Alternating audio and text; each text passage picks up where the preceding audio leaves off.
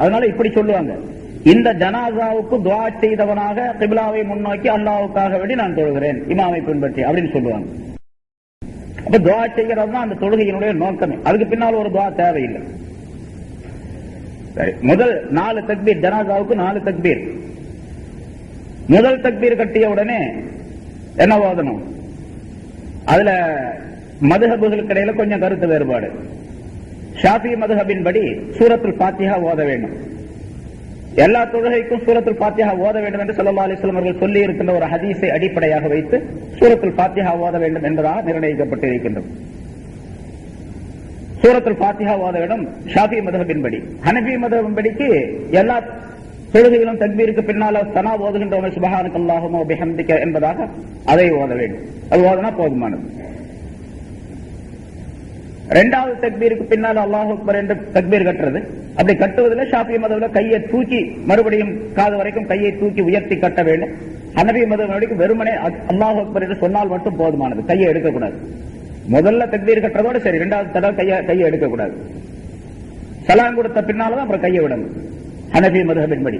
ஷாஃபி மதுஹபின் படி 4 தக்பீரிலையும் 4 தடவை கையை உயர்த்தி தக்பீர் கட்டிக் கொள்ள வேண்டும். இரண்டாவது தக்பீருக்கு பின்னால ஸலவாத் ஓத வேண்டும். தொழுகையில எந்த ஸலவாத் இப்ராஹிம் அதை ஓதுகின்றோமோ அதை 2வது ரக்காயத்துல ஓத வேண்டும். 3வது ரக்காயத்துல அந்த ஜனாசாவுக்கு வேண்டி துஆ செய்ய வேண்டும், துஆ ஓத வேண்டும். அந்த துஆவுல பொதுவான துஆ, குறிப்பான துஆ என்றெல்லாம் இருக்கின்றது. பொதுவா எந்த ஜனாசாவாக இருந்தாலும், ஆணாக இருந்தாலும் பெண்ணாக இருந்தாலும், சின்ன குழந்தையா இருந்தாலும் பெரிய மனிதராக இருந்தாலும் ஓதக்கூடிய ஒரு பொதுவான துஆவையும் குறிப்பிட்டிருக்கின்றார்கள்.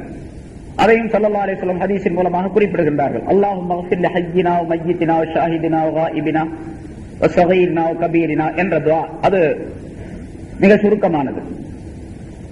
அல்லது அதற்கு குறிப்பாக துஆ செய்யக்கூடிய அல்லாஹும்ம ஃபிர் லிஹய்யினா வ மய்யித்தினா அப்படின்னா எங்களில் உயிராக இருக்கக்கூடியவர்களுக்கும் இறந்து விட்டவர்களுக்கும் எங்களிலே பெரியவருக்கும் சிறியவருக்கும் ஆணுக்கும் பெண்ணுக்கும் எல்லோருக்கும் நீ மன்னிப்பளிப்பாயாக அப்படின்னு அர்த்தம். அது ஓதுனா போதுமானது அப்படின்னு நிர்ணயம் செய்யப்பட்டிருக்கு.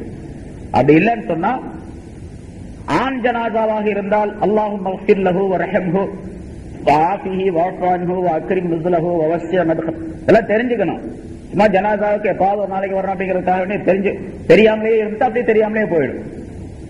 அதை அந்த துஆக்களை தெரிந்து வைத்துக் கொள்ள வேண்டும். அரபி தெரியாதவர்கள் அதை தமிழ்லையாவது மற்ற மொழிகளையாவது படிச்சு அந்த உச்சரிப்பு சரியாக இருக்கக்கூடிய அமைப்பில் தெரிந்து வைத்துக் கொள்ள வேண்டும். அல்லாஹும்ம ஃபிர் லஹு வ ரஹம்ஹு வ ஆஃபிஹி வ அஃபு அன்ஹு அப்படின்னு ஒரு நீண்ட துஆ. அந்த துஆவை தெரிந்து வைத்துக் கொள்ள வேண்டும். பெண் ஜனாசாவாக இருந்தால் அந்த இடத்துல அல்லாஹும்ம ஃபிர் லஹு என்ற இடத்துல அல்லாஹும்ம ஃபிர் லஹா வ ரஹம்ஹா வ ஆஃபிஹா வ அஃபு அன்ஹா என்று ஹா என்ற வார்த்தையை சேர்த்து எழுத்து சேர்த்து ஓத வேண்டும். இது 3வது தக்பீருக்கு பின்னால ஓதப்படுவது. இதுதான் அசல்ல அந்த ஜனாசாவுக்காக வேண்டி செய்யப்படக்கூடிய துஆ. 4வது தக்பீருக்கு பின்னால உடனே சலாம் கொடுத்து விடலாம். தக்பீருக்கு பின்னால எதுவும் ஓத வேண்டிய அவசியம் இல்லை. அப்படி ஓதுவதாக இருந்தால் ரப்பனா ஆத்தினா ஃபித் துன்யா ஹஸனத்தன் வ ஃபில் ஆখিরাতি ஹஸனத்தன் வ கினா அஸாபன்னார் என்று ஓத வேண்டும். ஷாஃபி மதுஹபில அல்லது ஹனஃபி மதுஹபிலையும் கூட இப்படி ஒரு துஆ இருக்குது. அந்த துஆவையும் சேர்த்து ஓதிக் கொள்ளலாம் 4வது தக்பீருக்கு பின்னால.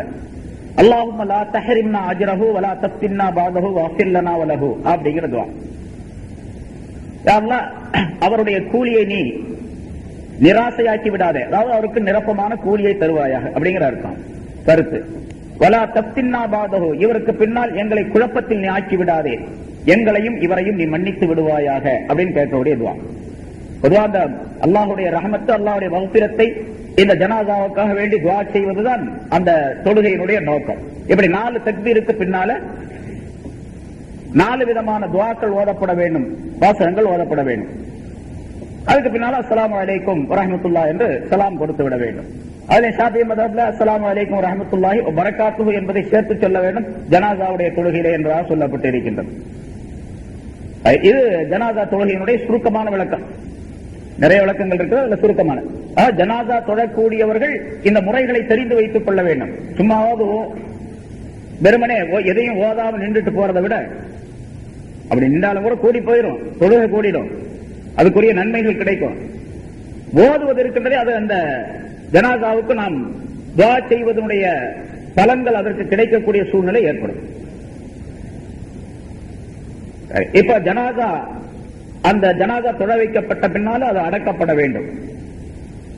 அடக்கப்படுவது எப்படி என்ற முறை அது விரிவா சொல்ல வேண்டிய அவசியம் இல்லை. ஏன்னா ஜனாதாவுக்கு கஃனிடுவது, அது தொழ வைக்கப்படுவது, அடக்கப்படுவது அப்படிங்கறதெல்லாம் அந்தந்த நாட்டில் வழக்கமாக நடந்து வரக்கூடிய முறைகள். அதையெல்லாம் விலக்கி கொண்டிருக்க வேண்டிய அவசியம் இல்லை. இந்த ஆயத்தின் மூலமாக அல்லாஹ் தஆலா ஒவ்வொரு மனிதனும் நிச்சயமாக மௌத் அவனுக்கு வந்தே தீரும். மௌத் என்ற அந்த பானத்தை அந்த மனிதன் அருந்தியே தீர வேண்டும், சுவைத்தே தீர வேண்டும். அதற்கு பின்னால் அந்த மனிதனுடைய உலக வாழ்க்கை முற்று பெற்று விடுகின்றது.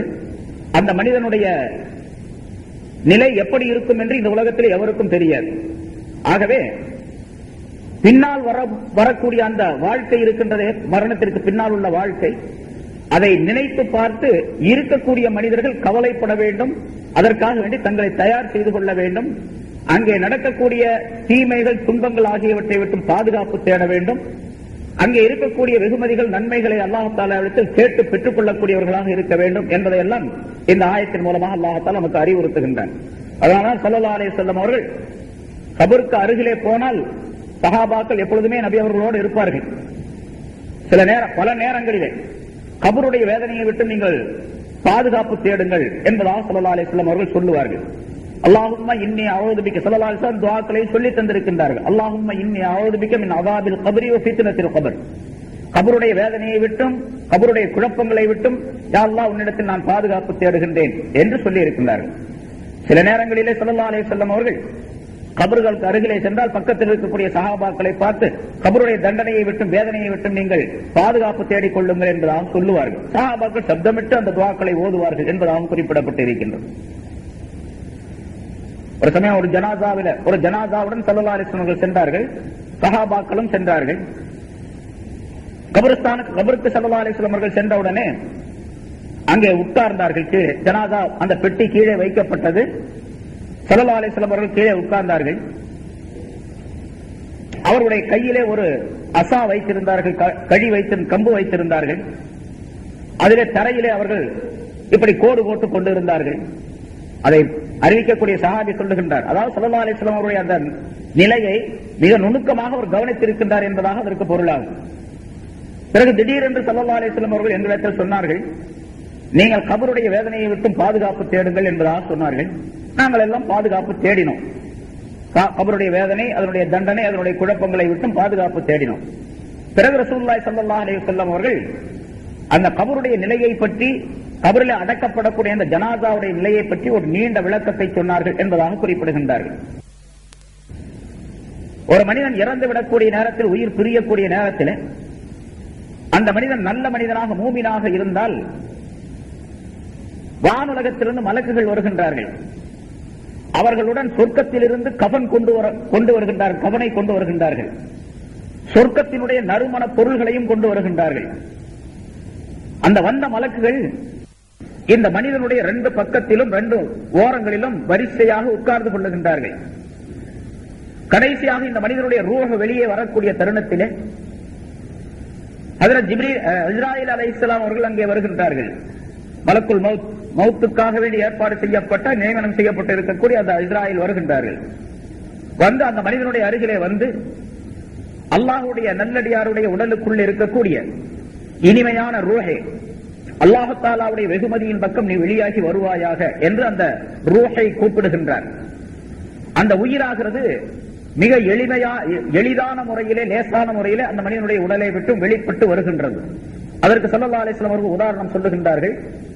சிலவாரம் சொல்லப்பட்டது, ஒரு தோல் பையிலே தண்ணீரை நிரப்பி அதனுடைய வாயை ஒரு நூலை கொண்டு கட்டிய பின்னால் அந்த தோல் பையை தலகீழாக திருப்பி வைத்துக் கொண்டு அந்த வாய் கட்டப்பட்ட அந்த நூலை அவிழ்த்து விட்டால் அதில் இருக்கக்கூடிய தண்ணீராகிறது எப்படி மிக லேசாக வெளியே வந்து விடுகின்றதோ சிரமம் இல்லாமல், அதே போன்று இந்த உடலுக்குள் இருந்து அந்த உயிர் வந்து விடுகின்றது, ரூஹ் வந்து விடுகின்றது.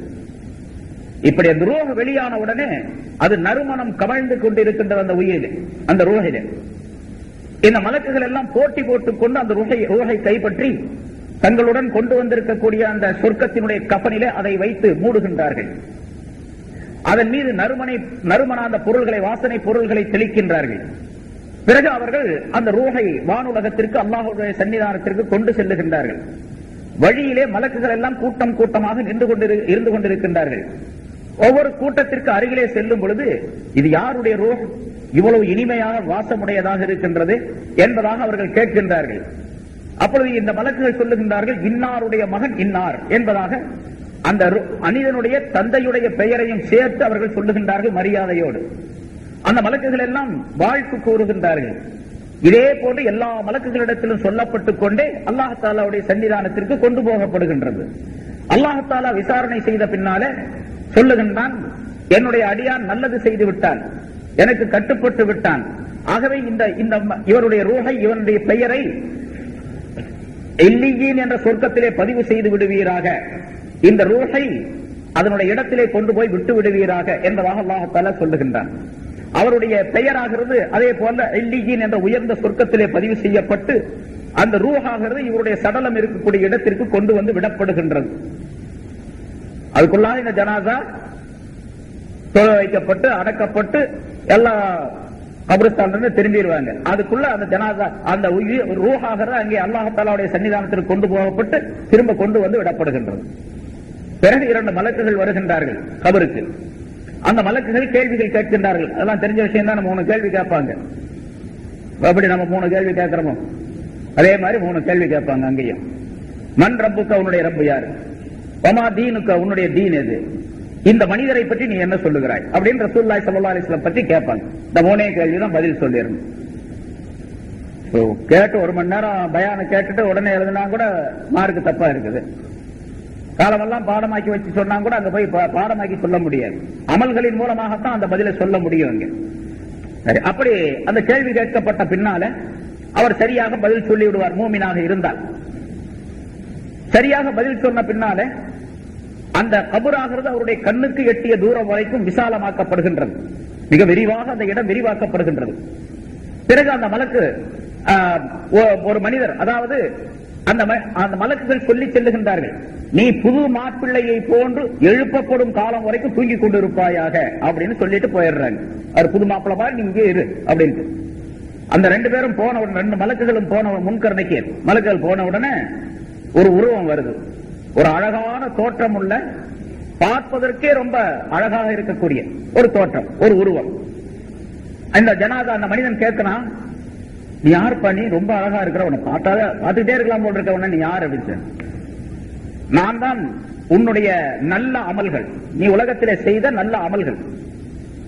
அல்லாஹ் தஆலா அந்த நல்ல அமல்களை, நீ செய்த அந்த நல்ல அமல்களை இப்படி ஒரு அழகான வடிவமாக ஆக்கி உன்னோடு உனக்கு துணையாக எழுப்பப்படும் நாள் வரைக்கும் உன்னோடு துணையாக இருக்குமாறு அல்லாஹ் தஆலா எனக்கு கட்டளையிட்டு இருக்கின்றான் என்று அந்த உருவம் சொல்லுகின்றது. அந்த மனிதன் மிக சந்தோஷமாக அந்த ஆலமுல் பர்ஸக் என்ற கபருடைய அந்த உலகத்திலே வாழ்ந்து வருகின்றான். இதற்கு நேர் மாறாக இறந்துவிடக்கூடிய அந்த மனிதன் ஒரு காபிராக இருந்தால், அல்லது ஃபாஜிராக பாவம் செய்த மனிதனாக இருந்தால், அப்பவும் மலக்குகள் வர்றாங்க நிறைய. உயிர் போகக்கூடிய தருணத்தில்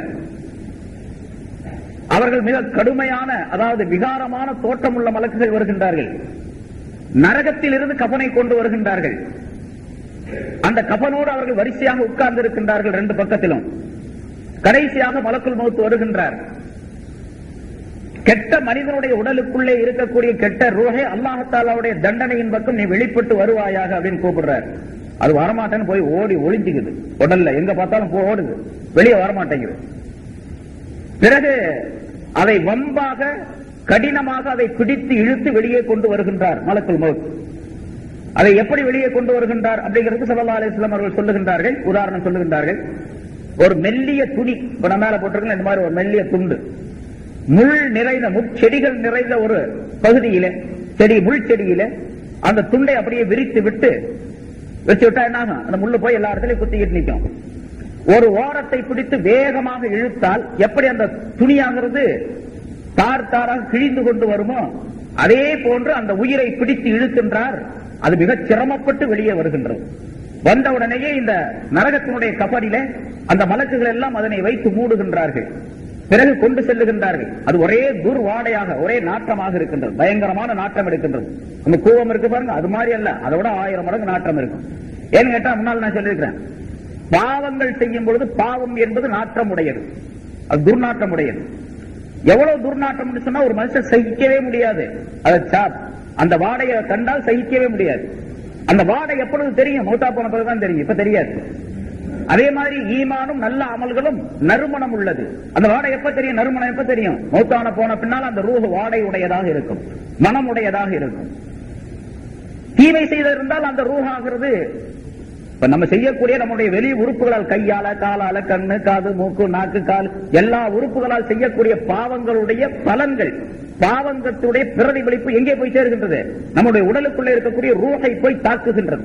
அந்த ரூஹையிலே குடிகொண்டு, நன்மைகள் செய்தால் நறுமணம் குடிகொள்ளுகின்றது, தீமைகள் செய்தால் தீய வாடையாகிறது, அதிலே குடிகொண்டு அமைந்து விடுகின்றது. ஆக அந்த ரூஹ், கெட்ட ரூஹ் இருக்கின்றது, அது கடுமையான துர்வாடை உடையதாக இருக்கின்றது. அதை கொண்டு போகும் போதெல்லாம் வழியில் இருக்கக்கூடிய மலக்குகள் கேட்கிறாங்க, இது யாருப்பா இருந்தாலும் இந்த நாட்டனாருது அப்படின்னு கேட்கிறாங்க. இன்னாருடைய மகன் இன்னார் அப்படின்னு சொல்றாங்க. அப்ப அந்த மலக்குகள் எல்லாம் அவன் மீது நாசம் உண்டாவதாக, அல்லாஹ்வுடைய சாபம் உண்டாவதாக என்று சபிக்கின்றார்கள். இப்படியே அல்லாஹ்வுடைய சன்னிதானத்திற்கு கொண்டு செல்லப்படுகின்றது.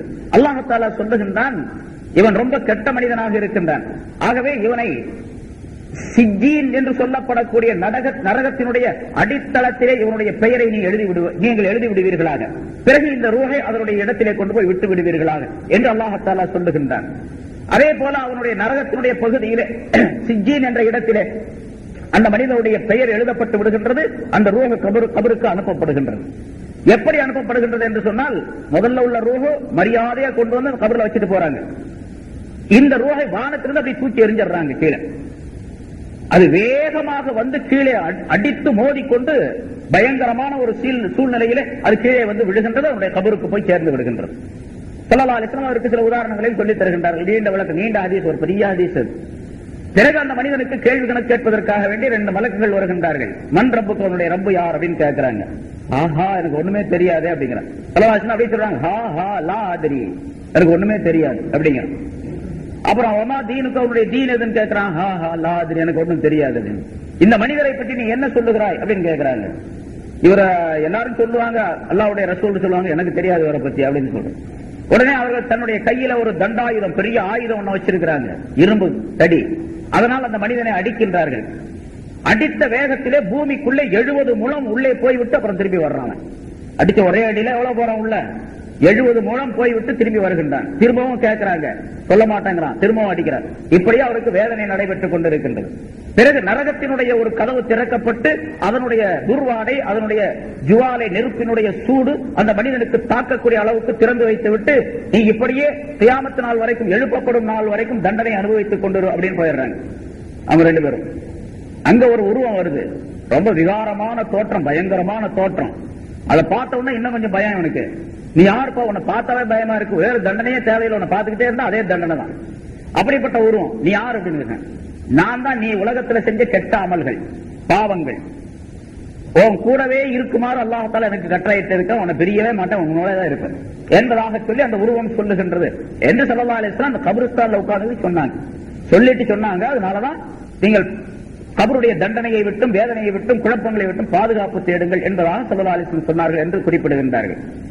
கபர் இருக்கின்றதே, நல்ல மனிதனாக இருந்தால் ரவுலத்தும் மின் ரியாலில் ஜன்னா, சொர்க்கத்தினுடைய பூங்காக்களில் ஒரு பூங்காவாக அது மாறிவிடும். கெட்ட மனிதனாக இருந்தால் ஹுஃபரத்தும் மின் ஹுஃபரின் நீரான், நரகத்துடைய படுகுழிகளில் ஒரு படுகுழியாக அது அந்த மனிதனுக்கு மாறிவிடும் என்று ஸல்லல்லாஹு அலைஹி வஸல்லம் அவர்கள் குறிப்பிடுகின்றார்கள். அதனால கபருடைய வேதனையை விட்டு அடிக்கடி துஆ கேட்டுக்கொண்டே இருக்க வேண்டும். கபரு நிச்சயமாக, கபருக்கு எல்லாரும் போவோம், யாரும் போகாம இருக்க முடியாது, எல்லாரும் கபருக்கு போவோம். கபருக்கு போறோம், கபருக்குள்ள கொண்டு போய் அடக்கினாலும் சரி, கடலுக்குள்ள கொண்டு போய் போட்டாலும் சரி, அல்லது மற்ற கவுங்க செய்யறாங்க நெருப்புல போட்டு கரிச்சு அது மாதிரி செஞ்சாலும் சரி, எப்படி இருந்தாலும் சரி, அதுக்கு அது எந்த நிலையில் இருக்காலும் அதுதான் அவனுக்கு கபரு.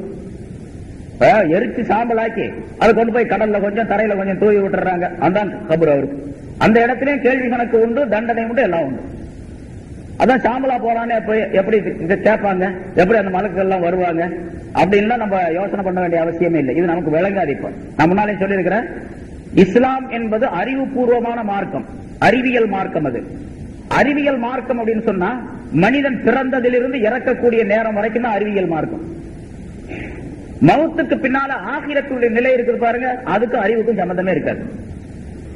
அவன் இறக்குற வரைக்கும் நம்ம உயிர் போற வரைக்கும் தான் அறிவியல் மார்க்கம். அது சொன்னா அது அறிவுபூர்வமான விளக்கங்களுக்கு கொடுக்கப்படலாம். மவுத்துடைய நேரம் வந்துருச்சு, சக்கராத்துடைய நேரம் வந்துருச்சு, அதுக்கு பின்னால அறிவுக்கு அதுக்கு சம்பந்தமே இருக்க. இவன் எவ்வளவு பெரிய அறிவாளியா இருந்தாலும் சிந்திச்சு பார்த்தா ஒண்ணும் விளங்காது, எதுவுமே விளங்காது. முன்னால ரூஹை பத்தி நம்ம சொன்னோமா இல்லையா? போன வாரத்துக்கு முதல் வாரம் சொன்னோம். அந்த ரூஹை தடை செய்து வைப்பதற்காக வேண்டி, இறந்து விடாமல் மனிதனை காப்பாற்றுவதற்காக வேண்டி விஞ்ஞானிகள் முயற்சி செஞ்சாங்க. கடைசியில என்ன ஆச்சு? அவங்களுடைய அறிவெல்லாம் பயன்படல, ஒண்ணு எதுவும் பயன்படல. சொல்றாங்க, ஜனாதா தூக்கிட்டு போகும்போது அது கத்துது. முன்னால சொன்ன போன வாரம் முதல் வாரம் சொன்னோம், கத்திமோனி நல்ல ஜனாதாவாக என்ன சீக்கிரம் கொண்டு போங்கன்னு சொல்லுது. நமக்கு ஏதாச்சும் காதல் விழுவுதா? வந்த நாசமே அப்படின்னு சத்தம் போடுது. அந்த சத்தத்தை மனிதர்கள், ஜின்களை தவிர எல்லா பொருள்களும் கேட்கின்றன, எல்லா உயிரினங்களும் கேட்கின்றன, ஆடு மாடு எல்லாம் கேட்குது. மனிதன் மட்டும் கேட்டால் மோட்டா போயிடும், அவ்வளவு சத்தம் போடுது. அது நம்ம தூக்கிட்டு தான் போறோம். அந்த மாதிரி கெட்ட மனிதனுடைய ஜனாதாவையும் நம்ம தூள்ல தூக்கிட்டு போறோம், நல்ல மனிதனுடைய ஜனாதாவையும் தூக்கிட்டு ஏதாவது சத்தம் கேட்குதா நமக்கு? அதான் அறிவுக்கு சம்பந்தமே இல்லை. கபர்ல அடக்கிடுறோம். முன்கர் நக்கீர்லாம் வந்து கேள்வி கேட்கிறாங்க, தோண்டி பார்த்தா முன்கர் நக்கீர் நிப்பாங்களாங்க? அது ஒண்ணும் இருக்காது. தோண்டா அந்த ஜனாதா, வைக்கப்பட்ட ஜனாதா அப்படித்தான் இருக்கும். அல்லது முன்கர் நக்கீர் கேள்வி கேட்கிறாங்க அப்படிங்கறதுக்காக வேண்டி முன்னேற்பாடாக ஒரு ஸ்பீக்கரை கொண்டு போய் உள்ள வச்சு, ஒரு மைக்கை கொண்டு போய் உள்ள வச்சு, ஒயர் கனெக்ஷன் கொடுத்து வெளியே ஸ்பீக்கர் வச்சு கேட்டா அவங்க சத்தம் போடுறது கேட்கணும் வெளியே? அது கேட்காது. அப்படி எல்லாம் செஞ்சாங்க சில பேரு. இப்படி எல்லாம் சொல்றாங்களா இஸ்லாத்துல முஸ்லிம்கள்? அது மாதிரி செஞ்சு பார்க்கணும் அப்படின்னு சொல்லிட்டு ஒரு ஊர்ல அப்படி செஞ்சாங்களா. முன்கர் நக்கீர் கேட்கக்கூடிய அந்த கேள்வியை கொஞ்சம் ஸ்பீக்கர்ல கேட்டு பார்ப்போமே அப்படின்னு சொல்லிட்டு முதல்ல ஒயர் ஸ்பீக்கர் எல்லாம் கனெக்ஷன் எல்லாம் மைக்கெல்லாம் இந்த மாதிரி மைக்கெல்லாம் தயார் பண்ணிட்டாங்க. மைக்கை கொண்டு போய் ஜனாதா கிட்ட வச்சுட்டு ஒயரை கனெக்ஷன் பண்ணி மேல ஸ்பீக்கர் வச்சுட்டாங்க. அது ரெண்டு விதமா சொல்லப்படுது. அது அந்த இப்ப சமீபத்தில் நடந்ததான், சமீபத்தில் ஒரு 30-40 வருஷத்துக்கு முன்னால் நடந்த ஒரு விஷயம் சொன்னாங்க.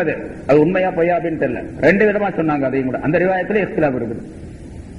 அந்த சத்தமே கேட்கல, அறவே சத்தமே கேட்கல ஒண்ணுமே.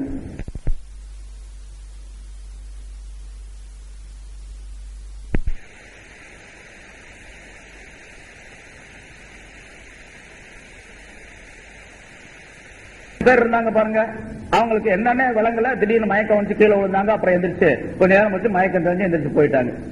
இப்படி சொல்லப்படுது. அப்படி மைக்கு ஸ்பீக்கர் வச்சாலும் கூட கேட்க முடியாது.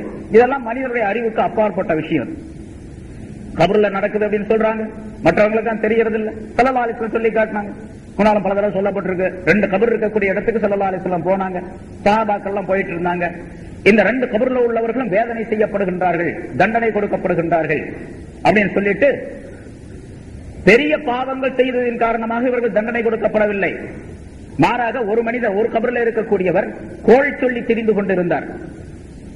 இன்னொருவர் சிறுநீர் கழித்து துப்புரவு செய்யாமல் இருந்தார், சுத்தம் செய்யாமல் இருந்தார். அதனால 2 பேருக்கு தண்டனை கிடைக்கிறது என்று சொல்லிவிட்டு ஸல்லல்லாஹு அலைஹி வஸல்லம் அவர்கள் ஒரு பச்சை பேரிச்ச மட்டையை கொண்டு வர சொல்லி அதை 2ஆக பிளந்து இந்த கபர்ல ஒண்ணு அந்த கபர்ல ஒண்ணு நட்டு வச்சாங்க. யார சொல்லா இதை ஏன் இப்படி வைக்கிறீங்க அப்படின்னு கேட்டாங்க சஹாபாக்கள். இது காயாமல் இருக்கும் காலம் எல்லாம் இவர்களுடைய பாவங்கள், இவர்களுடைய தண்டனை குறைக்கப்படலாம் என்று ஸல்லல்லாஹு அலைஹி வஸல்லம் சொன்னாங்க. இப்ப கபர்ல நடக்கக்கூடிய வேதனை ஸல்லல்லாஹு அலைஹி வஸல்லம் பார்த்திருக்கிறாங்க. அதனால அந்த மாதிரி செஞ்சாங்க, சொன்னாங்க. கபர்ல நிச்சயமான வேதனை தண்டனை உண்டு என்று ஒவ்வொரு மூமினான மனிதரும் நம்ப வேண்டும். நம்பினாத்தானே, அதாவது மறைமுகமான விஷயங்களை நம்புறதான ஈமான் அப்படின்னு பேர். ஸல்லல்லாஹு அலைஹி வஸல்லம் மிக தெளிவா அல்லாஹ் குர்ஆனில் சொல்லுகின்றான். ஸல்லல்லாஹு அலைஹி வஸல்லம் ஹதீஸ்கள்ல பல நிகழ்ச்சிகளை சொல்லி தந்திருக்கின்றார்கள்.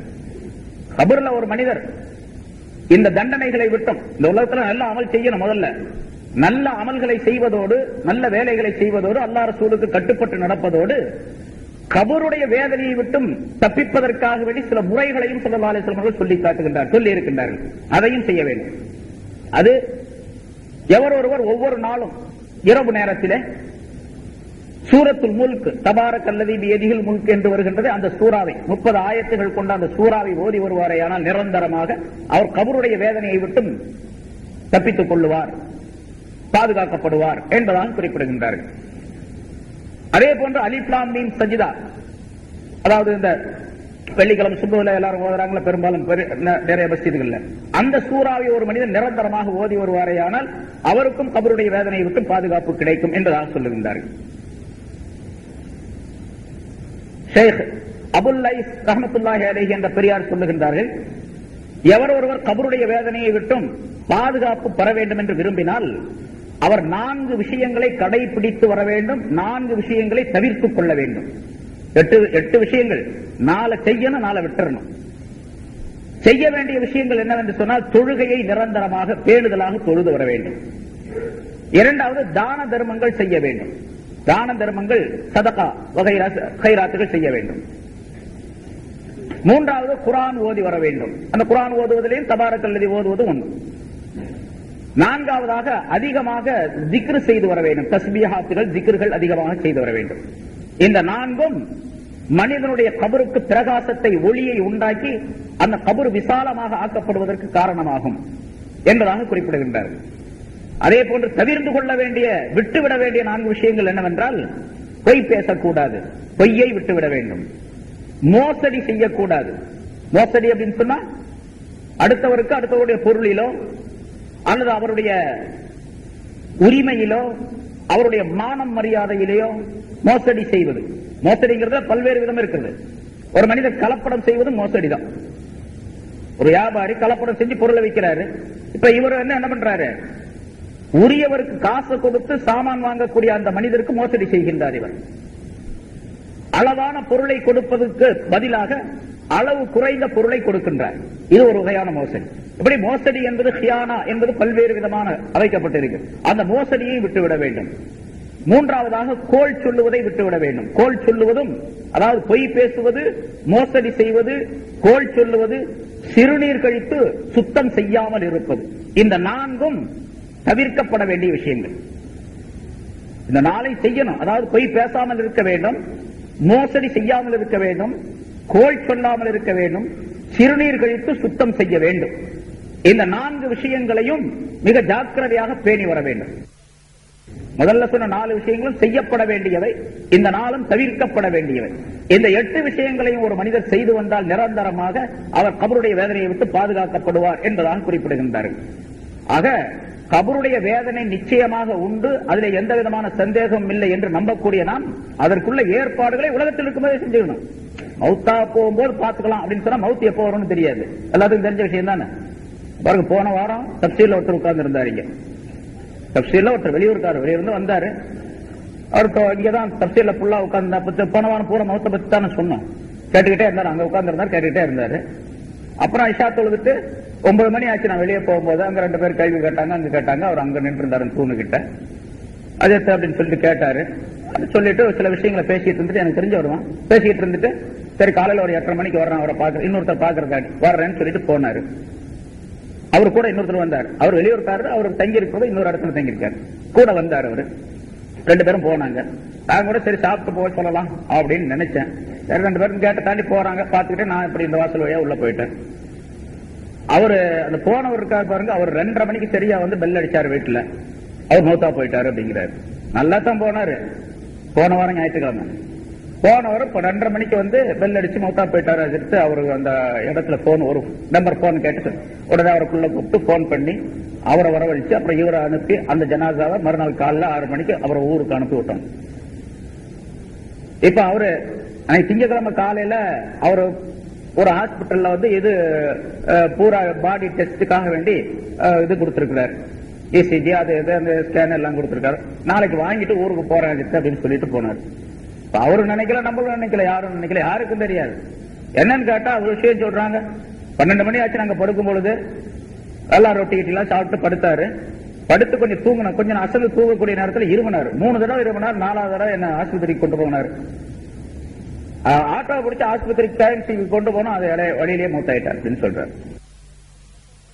ஒரு 1/2 மணி நேரம் 1/4 மணி நேரம் கூட இருக்காது. எப்ப மௌத்து வரும்னு தெரியாது. எல்லாத்துக்கும் தெரிஞ்ச விஷயம் தானே இது. கேட்கும் போது நமக்கு பயமா இருக்கா? ஆனா எல்லாத்துக்கும் தெரியும் எவ்வளவு நேரத்துல மௌத்து வரும். சஹாபாக்கள் ஸல்லல்லாஹு அலைஹி வஸல்லம் கேட்டாங்க, மௌத்து ரொம்ப சீக்கிரம் வரும்ல? ஆமா. எவ்வளவு நேரத்துல வரும்? ஒருத்தர் சொன்னாரு, சுபுவுக்கு ஒருத்தர் வந்தாரு, ஃபஜ்ர் தொழுகை வந்தாரு, லொஹருக்கு வரல. அப்ப கேட்டா அவர் மௌத்தா போயிட்டுன்னு சொன்னாங்க. அதனால மௌத்து என்பது சுபுல இருந்து லொஹர் நேரத்துக்குள்ள வரும் அப்படின்னாரு அவர் விளக்கம். அந்த சஹாபி அவருக்கு தெரிஞ்சது. இன்னொருத்தர் சொன்னாரு, இல்ல லொஹர்ல இருந்து அஸ்ருக்குள்ள வந்துரும் அப்படின்னாரு. ஏன்னு கேட்டா அவர் வந்து லொஹருக்கு வந்த சஹாபி அஸ்ர்ல காணா. என்னன்னு கேட்டா மௌத்தா போயிட்டாருன்னு சொன்னாங்க. அதனால அவர் அந்த நேரத்துல வரும். இன்னொருத்தர் சொன்னாரு, இல்ல அஸ்ர்ல இருந்து மகரிபுக்குள்ள வந்துரும் அப்படின்னாரு. ஏன்னா அது ரொம்ப இன்னும் கொஞ்சம் சுருக்கமான நேரம். அஸ்ருக்கு ஒருத்தர் வந்தாரு, மகரிப்ல கேட்டா மௌத்தா போயிட்டாருன்னு சொன்னாங்க. அதனால மகரிபுக்குள்ள வந்துரும் அப்படின்னாங்க. இன்னொருத்தர் கேட்டா மகரிப் வந்து இஷாவுடைய நேரத்துக்குள்ள வரும். ஏன்னா அவரு அதை பார்த்திருக்காரு, இன்னொரு ஜனாசா அந்த மாதிரி. இப்படியே சஹாபாக்கள் சொன்னாங்க. ஸல்லல்லாஹு அலைஹி வஸல்லம் சொன்னாங்க, அப்படி அல்ல, நீங்க எல்லாம் நினைக்கிறத விட சொல்றதை விட ரொம்ப சீக்கிரம் மவுத் என்பது வரும். எப்படி வரும்னு கேட்டா, ஒரு வாய் உணவை எடுத்து உள்ளே வைத்து இன்னொரு வாய் எடுத்து வைப்பதற்குள்ள மவுத் வந்துடும். சாப்பிட்டுக்கிட்டே இருக்கிறீங்க, ஒரு வாய் ஒரு கவலம் எடுத்து உள்ள போட்டாச்சு, இன்னொரு கவலம் எடுத்து அதை முழுங்கிட்டு இதை முழுகிறதுக்குள்ள மவுத் வந்துடும். நடந்துகிட்டே இருக்கிறீங்க, ஒரு காலடியை எடுத்து வைத்து இன்னொரு காலை தூக்கி அந்த பக்கம் வைக்கிறதுக்குள்ள மவுத் வந்துடும். முன்னால ஒரு விஷயம் சொல்லி இருக்கிறேன், ஸல்லல்லாஹு அலைஹி வஸல்லம் அவர்கள் சொல்லி காட்டிய விஷயம். ஸல்லல்லாஹு அலைஹி வஸல்லம் அவர்கள் ஒரு தடவை சிறுநீர் கழித்தார்கள், பிஷாப் செய்தார்கள். ஸல்லல்லாஹு அலைஹி வஸல்லம் எப்பொழுதுமே ஒழுவுடன் இருப்பார்கள், 24 மணி நேரம் ஒழுவுடன் இருப்பாங்க. நபி இல்ல, அவங்க உயர்ந்த நபி இல்ல, எப்பவுமே ஒழுவுடன். எப்ப வஹி வரும், எப்ப ஜிப்ரீல் அலைஹிஸ்ஸலாம் வருவாங்கன்னு தெரியாது, எப்பவுமே ஒழுவோட இருக்கணும். சிறுநீர் கழித்த உடனே, இப்ப அந்த இடத்துல சிறுநீர் கழிக்கிறது பிஷாப் கானா இருக்குல்ல, அந்த இடத்துக்கு போயிருப்பாங்க. இப்ப இந்த இடத்துல தண்ணி வைக்கப்பட்டிருக்கு ஒலி செய்யறதுக்காக வேண்டி. சிறுநீர் கழித்து முடித்த உடனே ஸல்லல்லாஹு அலைஹி வஸல்லம் அதே இடத்துல தயமம் செஞ்சுக்கிட்டாங்க. அதே இடத்துல தயமம் செஞ்சுக்கிட்டு அப்புறம் இங்க வந்தாங்க. அந்த தண்ணி வச்சுக்கிட்டு நின்றார் பாருங்க அந்த சஹாபி, அவரோ அல்லது மற்றவரோ கேட்டாங்க, யார சொல்ல தண்ணி தான் இங்க இருக்குது, அங்க ஏன் தயமம் செஞ்சீங்கன்னு கேட்டாங்க. ஸல்லல்லாஹு அலைஹி வஸல்லம் அவர்கள் சொன்னார்கள், இந்த தண்ணீரை நான் அடைந்து விடுவேன் அப்படிங்கிறதுக்கு என்ன உத்தரவாதம் இருக்குது அப்படின்னு சொன்னாங்க. அங்கிருந்து அந்த பிஷாப்தானாவில இருந்து இது வரைக்கும் அப்படின்னு வச்சுங்களேன், இந்த தண்ணீரை போய் நான் அடைந்து விடுவேன் அப்படிங்கிறதுக்கு என்ன கேரண்டி இருக்கு, அதனால தயமம் செஞ்சுக்கிட்டேன் அப்படின்னு சொன்னாங்க. அதாவது இது உம்மத்தினருக்கு உணர்த்தி காட்டுவதற்காக வேண்டி, சொல்லி காட்டுவதற்காக வேண்டி. மவுத் எப்ப வரும்னு தெரியாது, அதனால மவுத்துக்கு தயாரா இருக்கணும். எப்ப மவுத் வந்தாலும் சரி தயாரா இருக்கு. தயாரா இருக்கிறதுனா என்ன அர்த்தம், மவுத் வந்தா வரட்டும் நான் தயாரா இருக்கிறேன் அப்படின்னு சொல்லிட்டே இருக்கிறது இல்ல. பாவங்களை விட்டும் பரிசுத்தமாகி தௌபா செய்து தயார் நிலையில் இருப்பது அப்படின்னு அர்த்தம். ஏன்னா பாவம் இல்லாம மனுஷன் இருக்க முடியாது. அதனால எல்லா பாவங்களை விட்டும் நீங்கி, தீமைகளை விட்டும் நீங்கி அல்லாஹ்விடத்தில் தௌபா செய்து, இப்ப எனக்கு மவுத்து வந்தாலும் பரவாயில்ல நான் தயார் நிலையில் இருக்கிறேன் அப்படின்னு ஒவ்வொருத்தருக்கு நம்பிக்கை வரணும். அந்த நம்பிக்கையை உண்டாக்கி கொள்ள வேண்டும், தௌபாவை உண்டாக்கி கொள்ள வேண்டும். அதுதான் இந்த ஆயத்தினுடைய நோக்கம். அதாவது குல்லு நஃப்ஸின் ஸாயிகத்துல் மவுத், ஒவ்வொரு ஆத்மாவும் ஒவ்வொரு ஆன்மாவும் மவுத்தை சுவைக்கக்கூடியதாகவே இருக்கின்றது அப்படிங்கறதுடைய நோக்கம். மவுத் வரும், அதை அந்த நம்பிக்கையை கொண்டு இருக்கக்கூடிய மனிதன் அதுக்கு தயார் நிலையில் தன்னை அமைத்துக் கொள்ள வேண்டும் என்பதை இந்த ஆயத்தின் மூலமாக அல்லாஹ் தஆலா சொல்லி காட்டுகின்றான். இந்த ஆயத்துல ஒரு பகுதி சொல்லப்பட்டிருக்குது. அடுத்து இன்ஷா அல்லாஹ் நான் அடுத்த வாரம் சொல்லுவோம். இன்னமா துவஃபௌன உஜூரக்கும் யௌமல் கியாமா, அது ஒரு வாசகம். ஃபமன் ஸுஹ்ஸிஹா அனின் நாரி வ உத்கிலல் ஜன்னத ஃபகத் ஃபாஸ், அது ஒரு வாசகம். வமல் ஹயாத்துத் துன்யா இல்லா மதால் குரூர், அர்த்தம்லாம் சொல்லப்பட்ட போன வாரம் சொன்னா, அதுக்கு போன வாரம் சொன்னா, இப்பவும் சொன்ன அர்த்தம் சொல்லியாச்சு. அதுக்குரிய விளக்கங்களை இன்ஷா அல்லாஹ் அடுத்த வாரம் சொல்லுவோம். இது ஏன்னா அடுத்த பைசாவுக்கு பின்னால பயான் இருக்கனால சீக்கிரமா முடிச்சிடும். அல்லாஹ் தஆலா மவுத்துடைய இந்த செய்திகளை அல்லாஹ் தஆலா சொல்லக்கூடிய இந்த ஆயத்தின் மூலமாக கேட்ட விளக்கங்களின்படி மவுத்துக்கு தயார் நிலையில் நாம் ஆக்கிக் கொள்ள வேண்டும். நம்முடைய ஜனாசா பரிசுத்தமானதாக இருக்க வேண்டும், நம்முடைய ரூஹ் மனம் உள்ளதாக, மனம் கவழக்கூடியதாக இருக்க வேண்டும் என்ற எண்ணத்திலே செயல்பட வேண்டும். நம்முடைய கபருடைய வாழ்க்கை இனிமையாக இருக்க வேண்டும், கபருடைய வாழ்க்கை சுகமானதாக அமைய வேண்டும் என்பதற்காக என்னென்ன காரியங்கள் சொல்லப்பட்டதோ அதையெல்லாம் செய்து வாழக்கூடியவர்களாக ஆக வேண்டும். அத்தகைய நல்ல பாக்கியத்தை அல்லாஹ் தஆலா நம் அனைவருக்கும் தந்தருள்வானாக. ஒரு மனிதர் இறந்துவிட்ட நேரத்தில் அவர் சம்பந்தமாக என்னென்ன நிகழ்ச்சிகள் நடைபெறுகின்றன என்பது பற்றி உள்ள விளக்கங்கள் எல்லாம் சென்ற வாரம் சொல்லப்பட்டது. எனவே இறந்துவிட்டால் அவருக்காக வேண்டி இருப்பவர்கள் சடங்குகள் செய்து அவருக்காக வேண்டி கவலைப்பட்டுக் கொண்டிருக்க வேண்டிய அவசியம் என்பது நிரந்தரமாக இருக்க வேண்டிய தேவையில்லை. இறந்துவிட்ட மனிதரை பார்த்து இறந்து விடக்கூடிய மனிதர் படிப்பினை பெறக்கூடியவராக இருக்க வேண்டும் என்பதும் அங்கே குறிப்பிடப்பட்டது. இந்த உலகத்தில் எவ்வளவு காலம் வாழ்ந்தாலும் ஒரு நாள் நிச்சயமாக இறந்தே தீர வேண்டும். அதற்கு ஒவ்வொருவரும் தன்னை தயார்படுத்திக் கொள்ள வேண்டும் என்ற விளக்கமும் சொல்லப்பட்டது. பிறகு மவுத்து சம்பந்தமாக மனிதன் கபரிலே அடக்கப்பட்ட பின்னால் நடைபெறக்கூடிய நிகழ்ச்சிகள், அதற்கு பிறகு உள்ள நிகழ்ச்சிகள் எல்லாம் பல தடவை சொல்லப்பட்டிருக்கின்றன.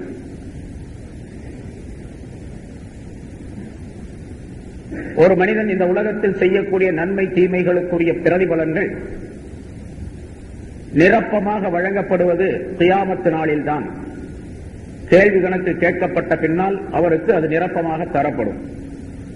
அதை அல்லாஹ் தஆலா அந்த ஆயத்தினுடைய அடுத்த கட்டத்திலே அடுத்த பகுதியிலே சொல்லுகின்றார். குல்லு நஃப்ஸின் ஸாயிகத்துல் மௌத், ஒவ்வொரு ஆத்மாவும் மௌத் என்பதை சுவைத்தே தீர வேண்டும். வ இன்னமா துவஃபௌன உஜூரக்கும், உங்களுடைய கூலிகள் நிரப்பமாக வழங்கப்படுவதெல்லாம் யௌமல் கியாமா, கியாமத்து நாளில்தான். கியாமத்து நாள் என்பது இந்த இடத்தில் எந்த நாளிலே உலக மக்கள் அனைவரையும் அல்லாஹ் தஆலா ஒன்றாக நிறுத்தி வைத்து இந்த உலகத்தில் செய்த நன்மை தீமைகளை பற்றி விசாரணை செய்து அவர்களுடைய செயலேடுகளை அவர்களிடத்தில் கொடுத்து படித்து பார்க்க செய்து பிறகு நன்மை தீமைகளை மீசான் என்ற தராசில் எடை போட்டு நிறுத்து பார்த்து பிறகு அவர்களுக்குரிய நன்மை தீமைகளுக்குரிய கூலியை வழங்குகின்றானோ அந்த நாள் கியாமத்து நாள் என்பதாக சொல்லப்படும். அந்த நாளைத்தான் அல்லாஹ் தஆலா இங்கே குறிப்பிடுகின்றான். உலகம் அழியக்கூடிய நாளுக்கும் கியாமத்து நாள் என்பதாக சொல்லப்படும். உலகம் ஒரு நாள் அழிந்துவிடும். அதற்கு பிறகு அல்லாஹ் தஆலா மனிதர்களை எல்லாம் எழுப்புவான், கேள்வி கணக்கு கேட்பான். அந்த மஹ்ஷர் மைதானத்தில் மனிதர்களை எல்லாம் நிறுத்தி வைத்து அவரவருடைய கணக்குகளை சரிபார்க்கக்கூடிய நேரம் இருக்கின்றதே, அது கியாமத்து நாள். அந்த நாளில்தான் ஒவ்வொருவருடைய கூலியும் நிரப்பமாக தரப்படும். அதற்கு முன்னதாக இந்த வாசகத்தின் மூலமாக அல்லாஹ் தஆலா மற்றொரு கருத்தையும் தெரியப்படுத்துகின்றான். நன்மை செய்தால் அதனுடைய பிரதிபலன்கள் கொஞ்சம் கொஞ்சம் அதற்கு முன்னால் கொடுக்கப்பட்டு இருக்கும், நன்மையோ தீமையோ. பிறகு நிரப்பமாக தருவது கியாமத்து நாளில் தான். ஒருவர் வேலை செய்கின்றார் ஒரு முதலாளி இடத்துல. ஒரு நாள் காலையில் வேலைக்கு சென்றால் மாலையில் அவருக்கு கூலி கொடுக்கப்படும் என்று வைத்துக் கொண்டால், காலையிலிருந்து வேலை செஞ்சுக்கிட்டே இருக்கிறார். ஒரு நாளைக்கு 100 ரூபாய் கூலி அப்படின்னு சொல்லி பேசப்படுகின்றது. அவர் இடையில ஒரு 10 மணிக்கு 12 மணிக்கு 3 மணிக்கு 4 மணிக்கு ஏதாச்சும் கொஞ்சம் காசுகளை வாங்கிக்கிறாரு முதலாளிகிட்ட. ஆனா வேலை முடிக்கிறது சாயந்தரம் 6 மணி 8 மணிக்கு முடிக்கிறாங்கன்னு வச்சுங்க. இவருக்கு பேசப்பட்ட கூலி நிரப்பமாக தரப்படக்கூடிய நேரம் எது? கடைசி நேரம் தான். இடையில கொஞ்சம் கூலி வாங்கினார் பாருங்க, அது இடையில கொடுக்கப்பட்டது. அதே மாதிரி அல்லாஹ் தஆலா சொல்லுகின்றான், இவர் இறந்த சக்ராத்துடைய நேரத்திலிருந்து, இவர் இறந்து விடக்கூடிய சக்ராத்துடைய நேரத்திலிருந்து கியாமத் நாள்ல மஹ்ஷர் மைதானத்தில் கொண்டு போய் நிறுத்தி வைத்து அவருக்கு கேள்வி கணக்கு கேட்கப்பட்டு மீசான் என்ற தராசில் நன்மைகள் தீமைகள் நிறுத்தப்படக்கூடிய நேரத்தில் கடைசியாக முழுமையாக கொடுக்கப்படும். இந்த சக்ராத்துடைய நேரத்திலிருந்து அது வரைக்கும் கொஞ்சம் கொஞ்சமா சில கூலிகள் அல்லாஹ் தஆலா கொடுத்திருப்போம். நல்லவராக இருந்தால் நல்லது, கெட்டவராக இருந்தால் கெட்டது. அது எப்படி? கூலிங்கிறது கடைசியில தர்றதுதான், இடையில எப்படி கிடைக்கும்? உலக நடைமுறையை வைத்தே அல்லாஹ் தஆலா தன்னுடைய நியதியையும் அமைத்து வைத்திருக்கின்றான். அல்லாஹ் தஆலா சொல்லுகின்றான், இவர் இறந்த சக்ராத்துடைய நேரத்திலிருந்து, இவர் இறந்து விடக்கூடிய சக்ராத்துடைய நேரத்திலிருந்து கியாமத் நாள்ல மஹ்ஷர் மைதானத்தில் கொண்டு போய் நிறுத்தி வைத்து அவருக்கு கேள்வி கணக்கு கேட்கப்பட்டு மீசான் என்ற தராசில் நன்மைகள் தீமைகள் நிறுத்தப்படக்கூடிய நேரத்தில் கடைசியாக முழுமையாக கொடுக்கப்படும். இந்த சக்ராத்துடைய நேரத்திலிருந்து அது வரைக்கும் கொஞ்சம் கொஞ்சமா சில கூலிகள் அல்லாஹ் தஆலா கொடுத்திருப்போம். நல்லவராக இருந்தால் நல்லது, கெட்டவராக இருந்தால் கெட்டது. அது எப்படி? கூலிங்கிறது கடைசியில தர்றதுதான், இடையில எப்படி கிடைக்கும்? உலக நடைமுறையை வைத்தே அல்லாஹ் தஆலா தன்னுடைய நியதியையும் அமைத்து வைத்திருக்கின்றான். சக்ராத்துடைய நேரத்தில் அவருக்கு லேசான ரூஹ் வாங்கப்படக்கூடிய நிலை, சக்ராத்துடைய அந்த கஷ்டத்தை லேசாக்கி வைப்பது, பிறகு கபரில் இருக்கக்கூடிய நேரத்தில் கேள்வி கணக்கு லேசாக கேட்கப்படுவது, கபரில் சொர்க்கத்துடைய அந்த இனிமையான வாழ்க்கையை அவர் அனுபவிக்க செய்வது, அதில் போன்றவான விளக்கங்கள் எல்லாம் சொல்லப்பட்டன. கேள்வி கணக்கு கேட்டுவிட்டு அந்த மலக்குகள் அந்த மனிதனிடத்தில் சொல்லி செல்லுகின்றார்கள், நீ புது மாப்பிள்ளையை போன்று தூங்கிக் கொண்டிரு என்பதாக.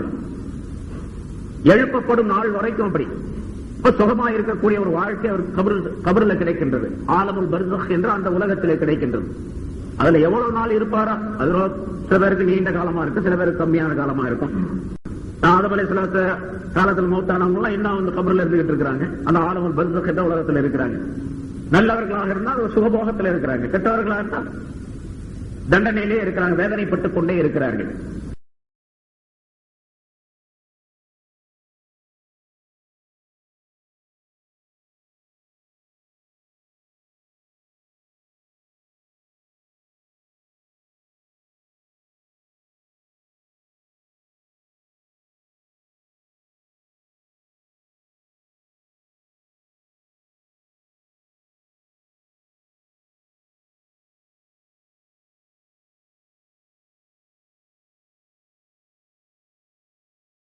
நல்லவர்களாக இருந்தால் ஒரு சுகபோகத்தில் இருக்கிறாங்க, கெட்டவர்களாக இருந்தால் தண்டனையிலே இருக்கிறாங்க, வேதனைப்பட்டுக் கொண்டே இருக்கிறார்கள்.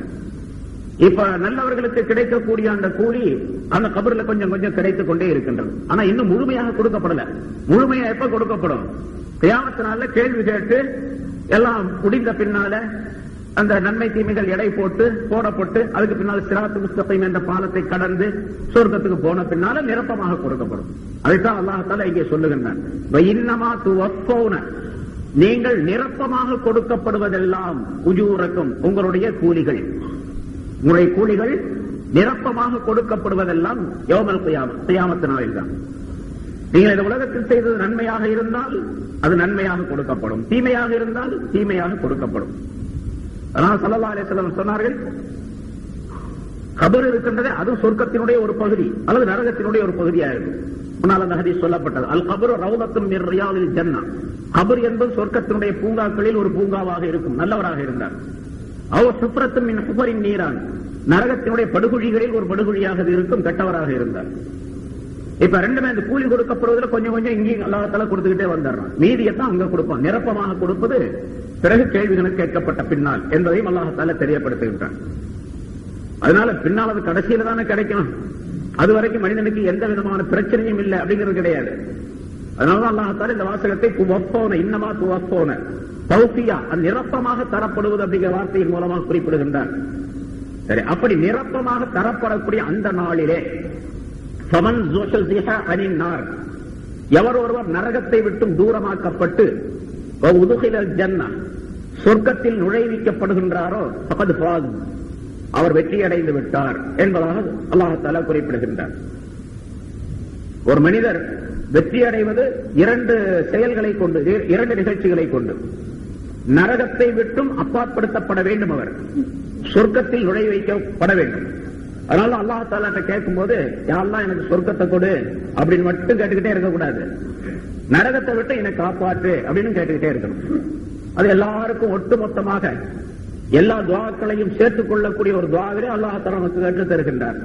ரப்பனா ஆத்தினா ஃபித் துன்யா ஹஸனா வ ஃபில் ஆখিরাতি ஹஸனா, யா அல்லாஹ் எங்களுக்கு இந்த உலகத்தில் அழகான வாழ்க்கையை, நல்ல வாழ்க்கையை, இனிமையான வாழ்க்கையை கொடு, ஆகிரத்திலும் அழகான வாழ்க்கை. அழகான வாழ்க்கைன்னு சொன்னா அது சொர்க்கம், சொர்க்கத்துடைய வாழ்க்கையை கொடு அப்படின்னு கேட்டா போதும்ல, சொர்க்கத்தை கொடுன்னு கேட்டா போதும். ஆனா அல்லாஹ் என்ன சொல்றான் கடைசியில, வகீனா அதாபன் நார், நரக நெருப்பை விட்டும் எங்களை நீ காப்பாற்று என்று கேட்க சொல்லி சொல்லுகின்றான் அல்லாஹ் தஆலா. அதனால ஒரு மனிதன் கேட்கும் பொழுது அல்லாஹ் இடத்தில் நல்லதை மட்டும் கேட்கக்கூடாது, கெட்டதை விட்டு நீங்கிக் கொள்ளக்கூடிய தன்மை வேண்டும் என்றும் கேட்க வேண்டும். ஸல்லல்லாஹு அலைஹி வஸல்லம் அவர்கள் நல்லதை மட்டும் கேட்கல, கெட்டதை விட்டும் பாதுகாப்பும் ஸல்லல்லாஹு அலைஹி வஸல்லம் அவர்கள் நிறைய தேடி இருக்கின்றார்கள், சொல்லி இருக்கின்றார்கள். அதை அல்லாஹ் தஆலா இந்த ஆயத்தின் மூலமாக குறிப்பிடுகின்றார். இங்கே அல்லாஹ் தஆலா இரண்டு விஷயங்களை குறிப்பிடுகின்றார், ஒன்று நரகம், இன்னொன்று சொர்க்கம். நரகத்தை விட்டு நீங்கி சொர்க்கத்திற்கு சென்று விட்டால் அவர் வெற்றியாளர் என்பதாக. என்கிட்ட சில பேர் நரகத்தை விட்டு நீங்கிடுவாங்க, சொர்க்கத்துக்கு செல்ல முடியாம இருக்கும், அப்படி சில பேர் இருக்கிறாங்க. ஒரு கூட்டம் சொர்க்கம் போகும், இன்னொரு கூட்டம் நரகத்துக்கு போகும். சொர்க்கத்துக்கு நரகத்துக்கு இடையில ஒரு இடம் உண்டு, அதுக்கு பேர் ஆராஃப் அப்படின்னு சொல்றது. சூரத்துல் ஆராஃப்னே ஒரு அத்தியாயத்தை அல்லாஹ் தஆலா இறக்கி வைத்திருக்கிறார். அந்த ஆயத்துகளிலே அந்த இடத்துல அல்லாஹ் தஆலா அதை பற்றி சொல்லி தருகின்றார்.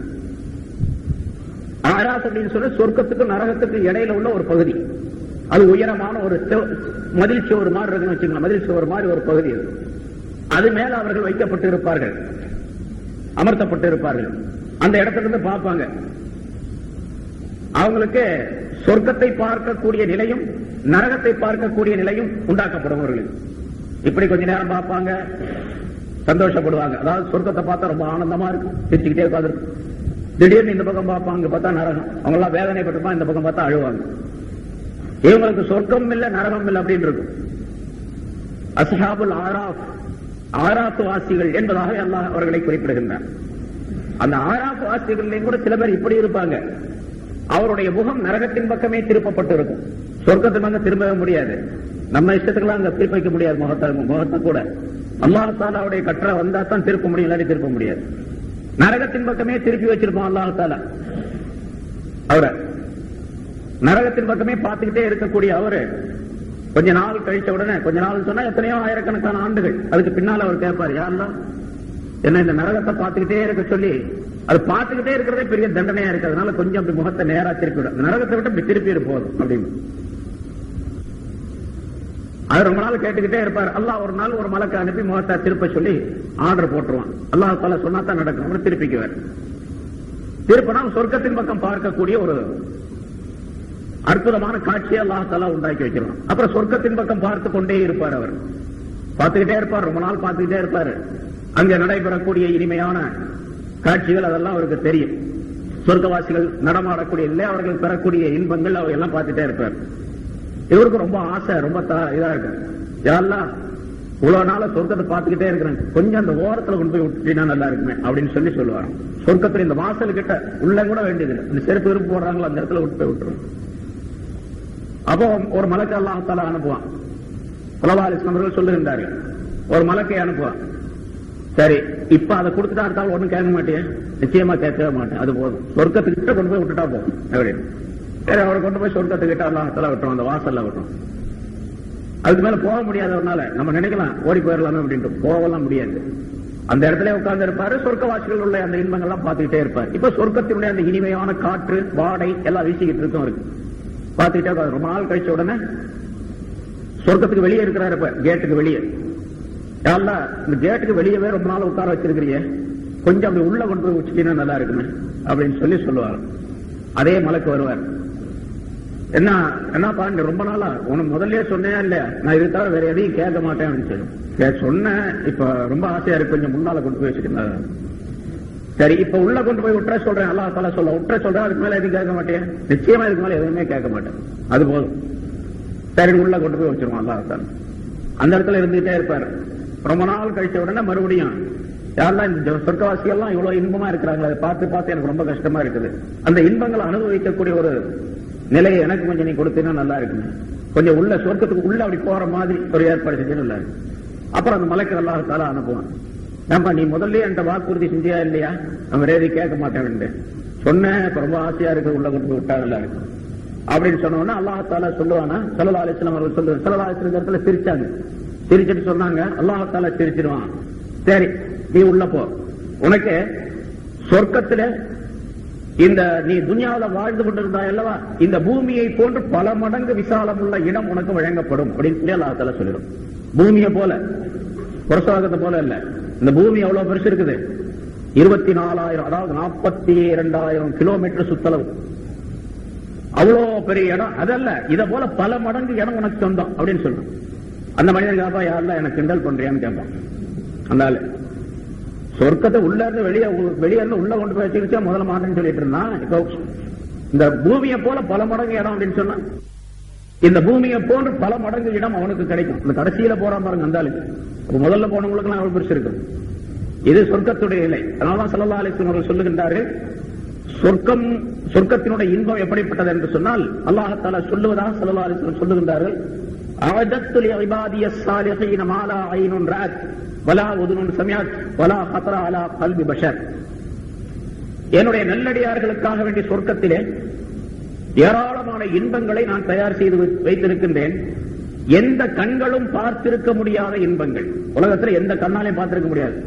இங்க நம்ம பார்க்கிற நிறைய இன்பமான காட்சிகள்லாம் நிறைய பார்க்கிறோம். கோல்டன் பீச்சுக்கு போனா, எம்ஜிஎம்க்கு போனா, அங்க போனா, இங்க போனா, அப்புறம் மேல்நாட்டுகள்லாம் போனா ஏராளமான இன்பங்கள். அங்கெல்லாம் பாத்தீங்கன்னா நிறைய பலவிதமான காட்சிகள் இருக்குது. இப்ப சிங்கப்பூர், அமெரிக்கா அப்படின்னு போனீங்கன்னா அங்க எவ்வளவு பெரிய, அதுக்கு பார்த்தா ரொம்ப ஆச்சரியமா இருக்கு. ஆனா எவ்வளவுதான் கியாமத்து நாள் வரைக்கும் எவ்வளவு அற்புதமான காட்சிகள் வந்தாலும் சொர்க்கத்தில் இருக்கக்கூடிய காட்சியை போல கண்களால் பார்த்திருக்கவே முடியாது அது வரைக்கும். அப்படிப்பட்ட காட்சிகள் இருக்கின்றன.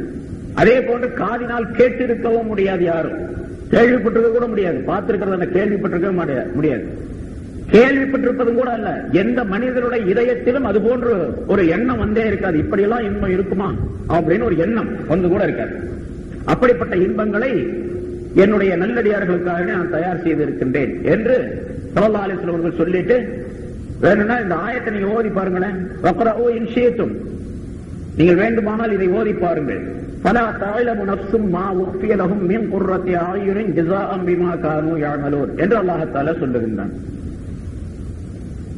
இந்த நல்லடியார்கள் உலகத்தில் செய்த செயல்களுக்கு பிரதிபலனாக அவர்களுடைய கண்கள் குளிர்ச்சி அடையும்படியான பாக்கியங்களை அவர்களுக்காக வேண்டி நான் மறைத்து வைத்திருக்கக்கூடிய அந்த பாக்கியங்களை எந்த ஆத்மாவும் விளங்கிக் கொள்ளவே முடியாது உலகத்தில். அப்படிப்பட்ட பாக்கியங்களை நான் வைத்திருக்கின்றேன் என்று அல்லாஹ் தஆலா சொல்லுகின்றான். சொர்க்கத்தினுடைய இன்பங்கள் அதை நம்ம கற்பனை பண்ணியெல்லாம் பார்க்க முடியாது. அப்படிப்பட்ட ஒரு இன்பம், அதை அடைவதற்கு இந்த உலகத்தில் நம்மை தயார் செய்து கொள்ள வேண்டும். ஸல்லல்லாஹு அலைஹி வஸல்லம் அவர்கள் சொல்லுகின்றார்கள், அங்க இருக்கக்கூடிய விஷயங்கள்லாம் ரொம்ப பெருசு பெருசு. சாதாரண சொன்னோம்ல, ஒரு சாதாரண கடைசியில போகக்கூடிய மனிதனுக்கு இந்த உலகத்தோட பெரிய இடம் அப்படின்னு சொன்னா மற்றவங்களுக்கு எல்லாம் எவ்வளவு பெரிய இடம் இருக்கு. அப்ப சொர்க்கம் எவ்வளவு பெருசா இருக்கும், அது எவ்வளவு பெருசு அப்படின்னு சொல்லி கற்பனை பண்ணி பார்க்கவே முடியாது. ஸல்லல்லாஹு அலைஹி வஸல்லம் அவர்கள் சொல்லுகின்றார்கள், சொர்க்கத்தில் ஒரு மரம் இருக்கின்றது. அந்த மரத்துக்கு பேர் தூபா அப்படின்னு சொல்லப்படும். தூபா என்று மரம்.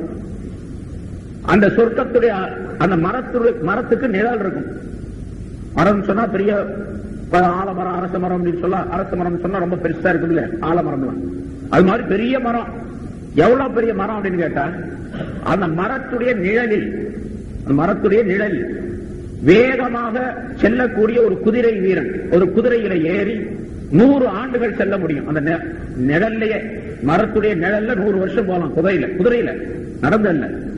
ஒரு குதிரை சாதாரணமாக ஓடக்கூடிய அளவு தெரியுமா? ஒரு நாளைக்கு சொன்னா ஒரு பகல் நேரத்தில் குதிரை ஓடக்கூடிய தூரம் 300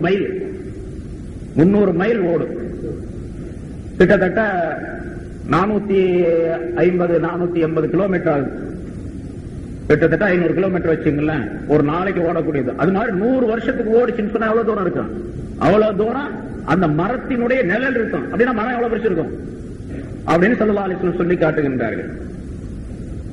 ஸல்லல்லாஹு அலைஹி வஸல்லம் அவர்கள் இந்த ஆயத்தை சொல்லி, ஃபமன் ஸுஹ்ஸிஹ அனின் நாரி வ உத்கிலல் ஜன்னah ஃபகத் ஃபாஸ், எவர் ஒருவர் நரகத்தை விட்டும் தூரமாக்கப்பட்டு சொர்க்கத்தில் நுழைவிக்கப்படுகின்றாரோ அவர் வெற்றி ஆயிட்டார் அப்படின்னு சொல்றாங்க.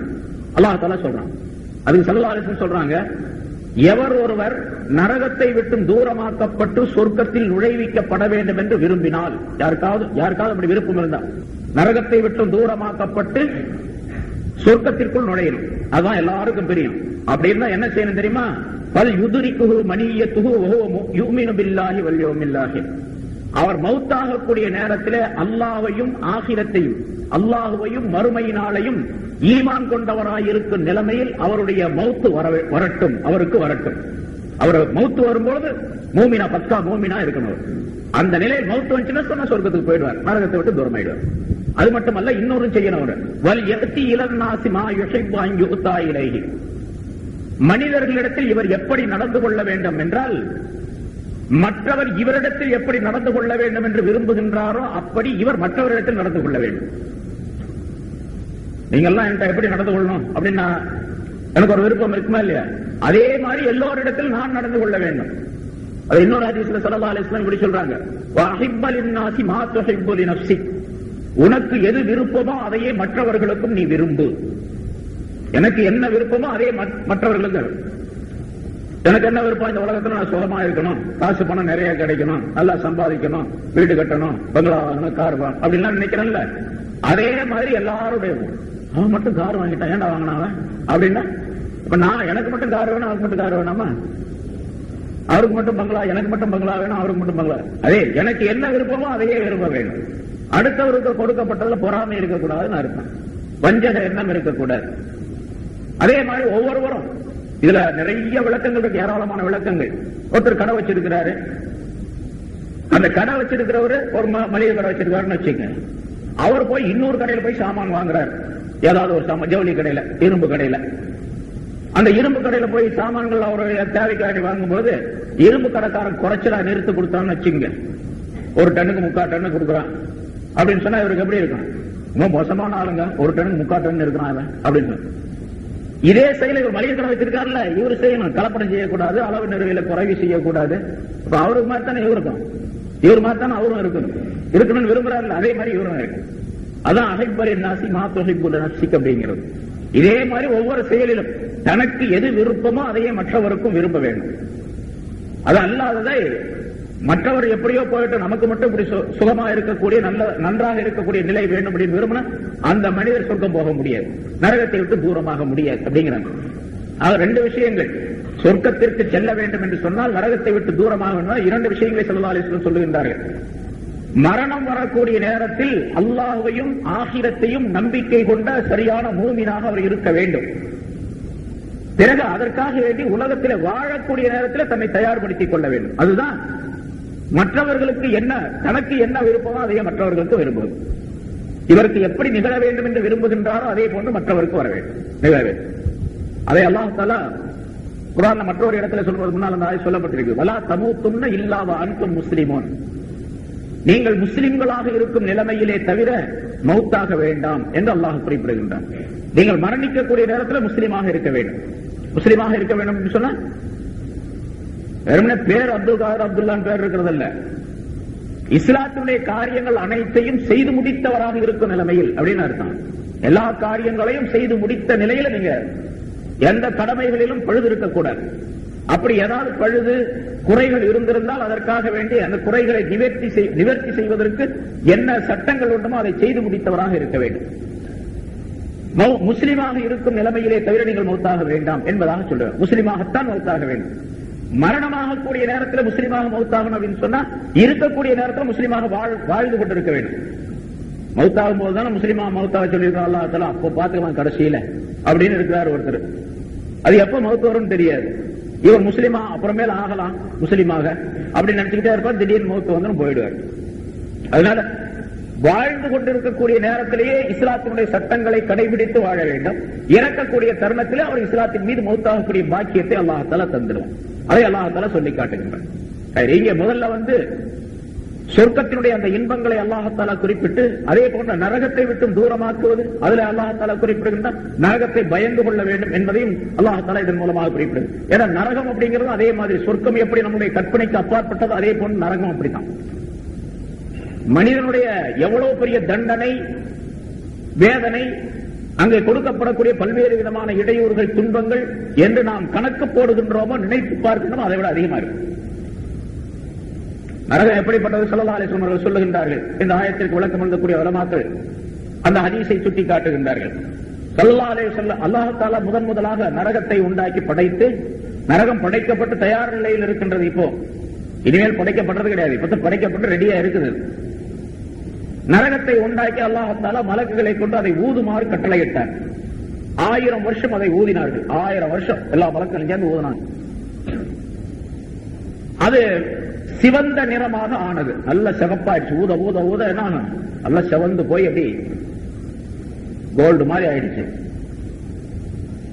அதுக்கு பிறகு அல்லாஹ் தஆலா மறுபடியும் கட்டளையிட்டான், இன்னும் ஊதுங்க அப்படின்னு. இன்னொரு 1000 வருஷம் ஊதுனாங்களாம்.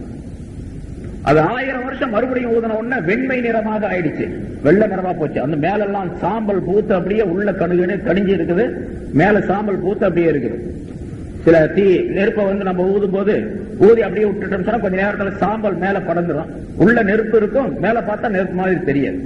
அந்த மாதிரி ஒரு வெள்ளை நிறமாக ஆகிட்டது.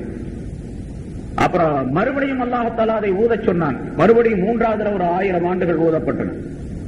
அப்படி ஊதப்பட்ட போது அது கருப்பு நிறமாக மாறிவிட்டது. ஸல்லல்லாஹு அலைஹி வஸல்லம் சொல்றாங்க கருப்பு நிறமாக ஆயிட்டது. இப்பொழுதும் நரகம் கருப்பு நிறமாக இருக்கின்றது. நரகத்தினுடைய நெருப்பு கருப்பாக இருக்கின்றது. அதனாலதான் அங்க ஒரே இருட்டு, வெளிச்சம்லாம் கிடையாது நரகத்துல. சொர்க்கத்துலதான் வெளிச்சம் இருக்கும், நரகத்துல வெளிச்சம்லாம் கிடையாது, இருட்டா இருக்கு. அந்த நரக நெருப்பினுடைய இருட்டே, நெருப்பு வந்தா எப்படி இருட்டா இருக்கும், அது நம்மளுடைய அறிவுக்கு எட்டாது. அதுதான் முன்னால சொல்லியிருக்கோம், ஆகிரத்துறை விஷயம் மட்டும் மனிதனுடைய அறிவுக்கு அப்பாற்பட்ட விஷயம். அது நெருப்பு இருந்துச்சுன்னா வெளிச்சம்ல இருக்கணும். நரகத்தை நெருப்புன்னு சொல்றான், அப்புறம் கடுமையான இருட்டுன்னு வேற சொல்றான் அல்லாஹ் தஆலா. ஆமா, அது இருட்டு தான். அந்த நெருப்பு வெளிச்சம் தராது, இருட்டைத்தான் உண்டாக்கும். அப்படிப்பட்ட இருளான ஒரு இது இன்றும் அது இருளான பயங்கரமான இடமாக இருக்கின்றது அப்படின்னு ஸல்லல்லாஹு அலைஹி வஸல்லம் சொல்றாங்க. ஆனா நரகத்தினுடைய அந்த நெருப்பு இருக்குது பாருங்க, அது ஒரு மூமினான மனிதர் அந்த நரகத்தின் பக்கம் போனார். எல்லாருமே நரகத்தை கடந்துதான் போகணும். நரகம் என்பது ஒரு பெரிய படுகுழி. அது மேல ஒரு பாலம் அமைக்கப்படும், நேரான ஒரு பாலம். அதுக்கு பேர் சிராத்துல் முஸ்தகீம் சொல்ற நேரான வழி, நேரான பாலம் அப்படிங்கிறது. அந்த பாலம் அமைக்கப்படும். அந்த பாலத்தின் மீது ஏறி அந்த பக்கம் போனா தான் சொர்க்கத்துக்கு போலாம். சொர்க்கத்துக்கு போறது ஒரு பக்கம் மஹ்ஷர் மைதானம், கேள்வி கணக்கு கேட்பதற்கான மக்கள் எல்லாம் நிறுத்தி வைக்கப்பட்டிருப்பாங்க. அதுக்கு அந்த பக்கம் கொஞ்சம் தூரம் தள்ளி சொர்க்கம் இருக்கும். அந்த சொர்க்கத்திற்கு இந்த மஹ்ஷர் மைதானத்துக்கு இடையில ஒரு பெரிய பாதாளமான படுகொழி ஒண்ணு இருக்கும். அது எவ்வளவு பெருசு இருக்குன்னு கணக்கெல்லாம் போட முடியாது, அவ்வளவு பெருசு இருக்கும். எவ்வளவு பெருசுன்னு சொல்ல முடியாது, அவ்வளவு பெருசு அது. அது மேலதான் அந்த பாலம் போடப்படும். சிராத்து முஸ்தகீம்ங்கிற பாலம் போடுறது மட்டும் அப்புறம் தான் போடுவோம். நரகம் இருக்குது, சொர்க்கம் இருக்குது, மஹ்ஷர் மைதானம் எல்லாமே ரெடியா இருக்கும். பாலம் மட்டும் இந்த கேள்வி கேட்க பிறகுதான் போடப்படும். அதுபோல மீசான் என்ற தராசில அந்த நிறுத்து பார்க்கப்பட்ட பிறகுதான் பாலம் அமைக்கப்படும் என்பதாக சொல்லப்பட்டு இருக்கின்றது ஹதீஸ்ல. அந்த பாலத்து மேல ஏறித்தான் எல்லாருமே போகணும். சொர்க்கவாசிகள் நரகவாசிகள் எல்லாருமே அந்த பக்கம் தான் போகணும்.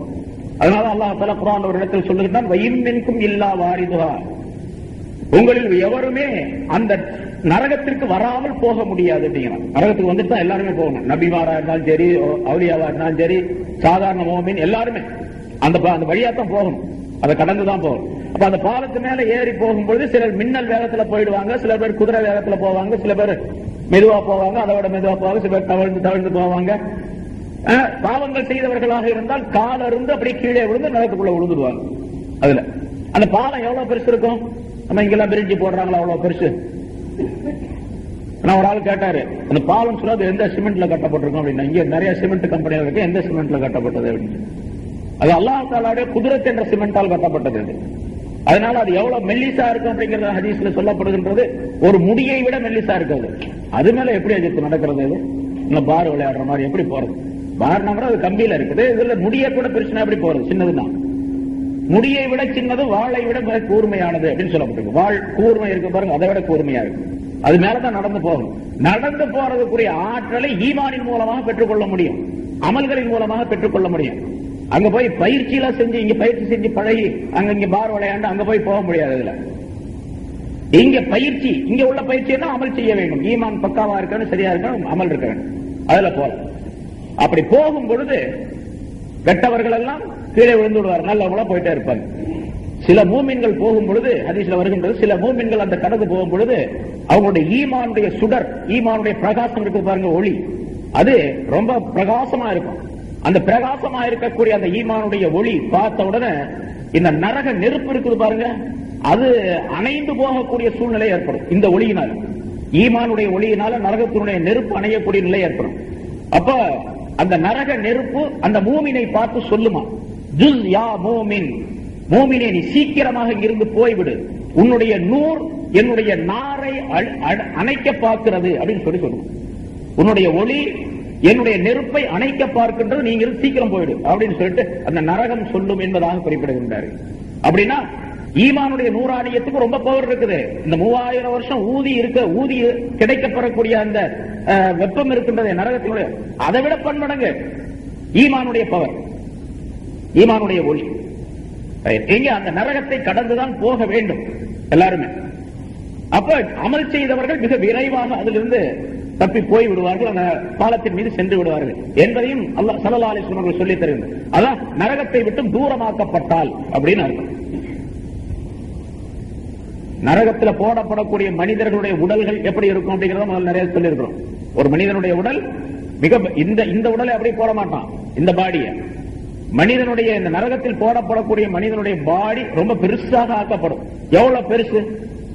ஒரு பாடியுடைய டோட்டல் மொத்த அளவை ஸல்லல்லாஹு அலைஹி வஸல்லம் சொல்லி தரல, ஏன்னா அதை கற்பனை பண்ணி பார்க்க முடியாது. அதனால தனித்தனியா சொல்றாங்க. அவன் பல்லு எவ்வளவு பெருசு இருக்கும், அவனுடைய கை எவ்வளவு பெருசு இருக்கும், வயிறு எவ்வளவு பெருசு இருக்கும் அப்படின்னு ஸல்லல்லாஹு அலைஹி வஸல்லம் சொல்றாங்க. ஒரு பல்லு ஒரு உஹது மலை பெருசு இருக்கும். நரகவாசியினுடைய ஒரு பல் ஒரு உஹது மலை எவ்வளவு பெருசு இருக்கும் அவ்வளவு பெருசு இருக்கும். அப்ப அவனுடைய நரகவாசியினுடைய உருவத்துல அவனுடைய வாயை மட்டும் எடுத்துக்கொண்டா வாய்க்குள்ள 32 உஹது மலை இருக்கும், அவ்வளவு பெரிய. அவனுடைய புஜம் தோல் இருக்கின்றதே, இந்த கழுத்துல இருந்து தோல் பட்டை வரைக்கும் இந்த ஷோல்டர் வரைக்கும் எவ்வளவு தூரம் இருக்குதோ, ஒரு 4 இன்ச்சு அல்லது 5 இன்ச்சு 6 இன்ச்சு இருக்கும் இல்லையா? நரகவாசியினுடைய அந்த தோல் பட்டையில் 3 நாள் தொலை தூரம் இருக்கும். 3 நாள் ஒரு ஆள் நடந்து போனா எவ்வளவு தூரம் இருக்கும், அவ்வளவு தூரம் இருக்கும். 3 நாளைக்கு நடந்து போனா எவ்வளவு தூரம் இருக்கும், அவ்வளவு பெருசு இருக்கு இந்த தோல் புஜம் மட்டும். இந்த தோல் இருக்கு பாருங்க, ஸ்கின், இது எவ்வளவு பெருசு இருக்குது, இது உரிச்சா வெங்காயம் மாதிரி லேசா இருக்கும். ஆனா நரகவாசியினுடைய உடல்ல இருக்கக்கூடிய அந்த தோல், மேலே போர்த்தப்பட்டு இருக்கக்கூடிய அந்த தோல் இருக்குது, அது 4 முழம் இருக்கும் நீளம், 4 முழமுடைய பருமன் இருக்கும் என்று ஸல்லல்லாஹு அலைஹி வஸல்லம் சொல்லுகின்றார்கள். இது நரகவாசி. அப்படிப்பட்ட அந்த நரகத்திலே போடப்படக்கூடியவர்கள் இப்படிப்பட்ட பெரும் உருவம் உடையவர்களாக ஆக்கப்படுவார்கள். சரி, நரகத்தில் எவ்வளவு பேர் போவாங்க முன்னாலே சொல்லி இருக்கிறோம். கியாமத் நாள்ல மனிதர்கள் அனைவரும் ஒட்டுமொத்தமாக அந்த மஹ்ஷர் மைதானத்தில் நிறுத்தி வைக்கப்பட்டிருப்பார்கள். அவங்க எல்லாத்தையும் அல்லாஹ் தஆலா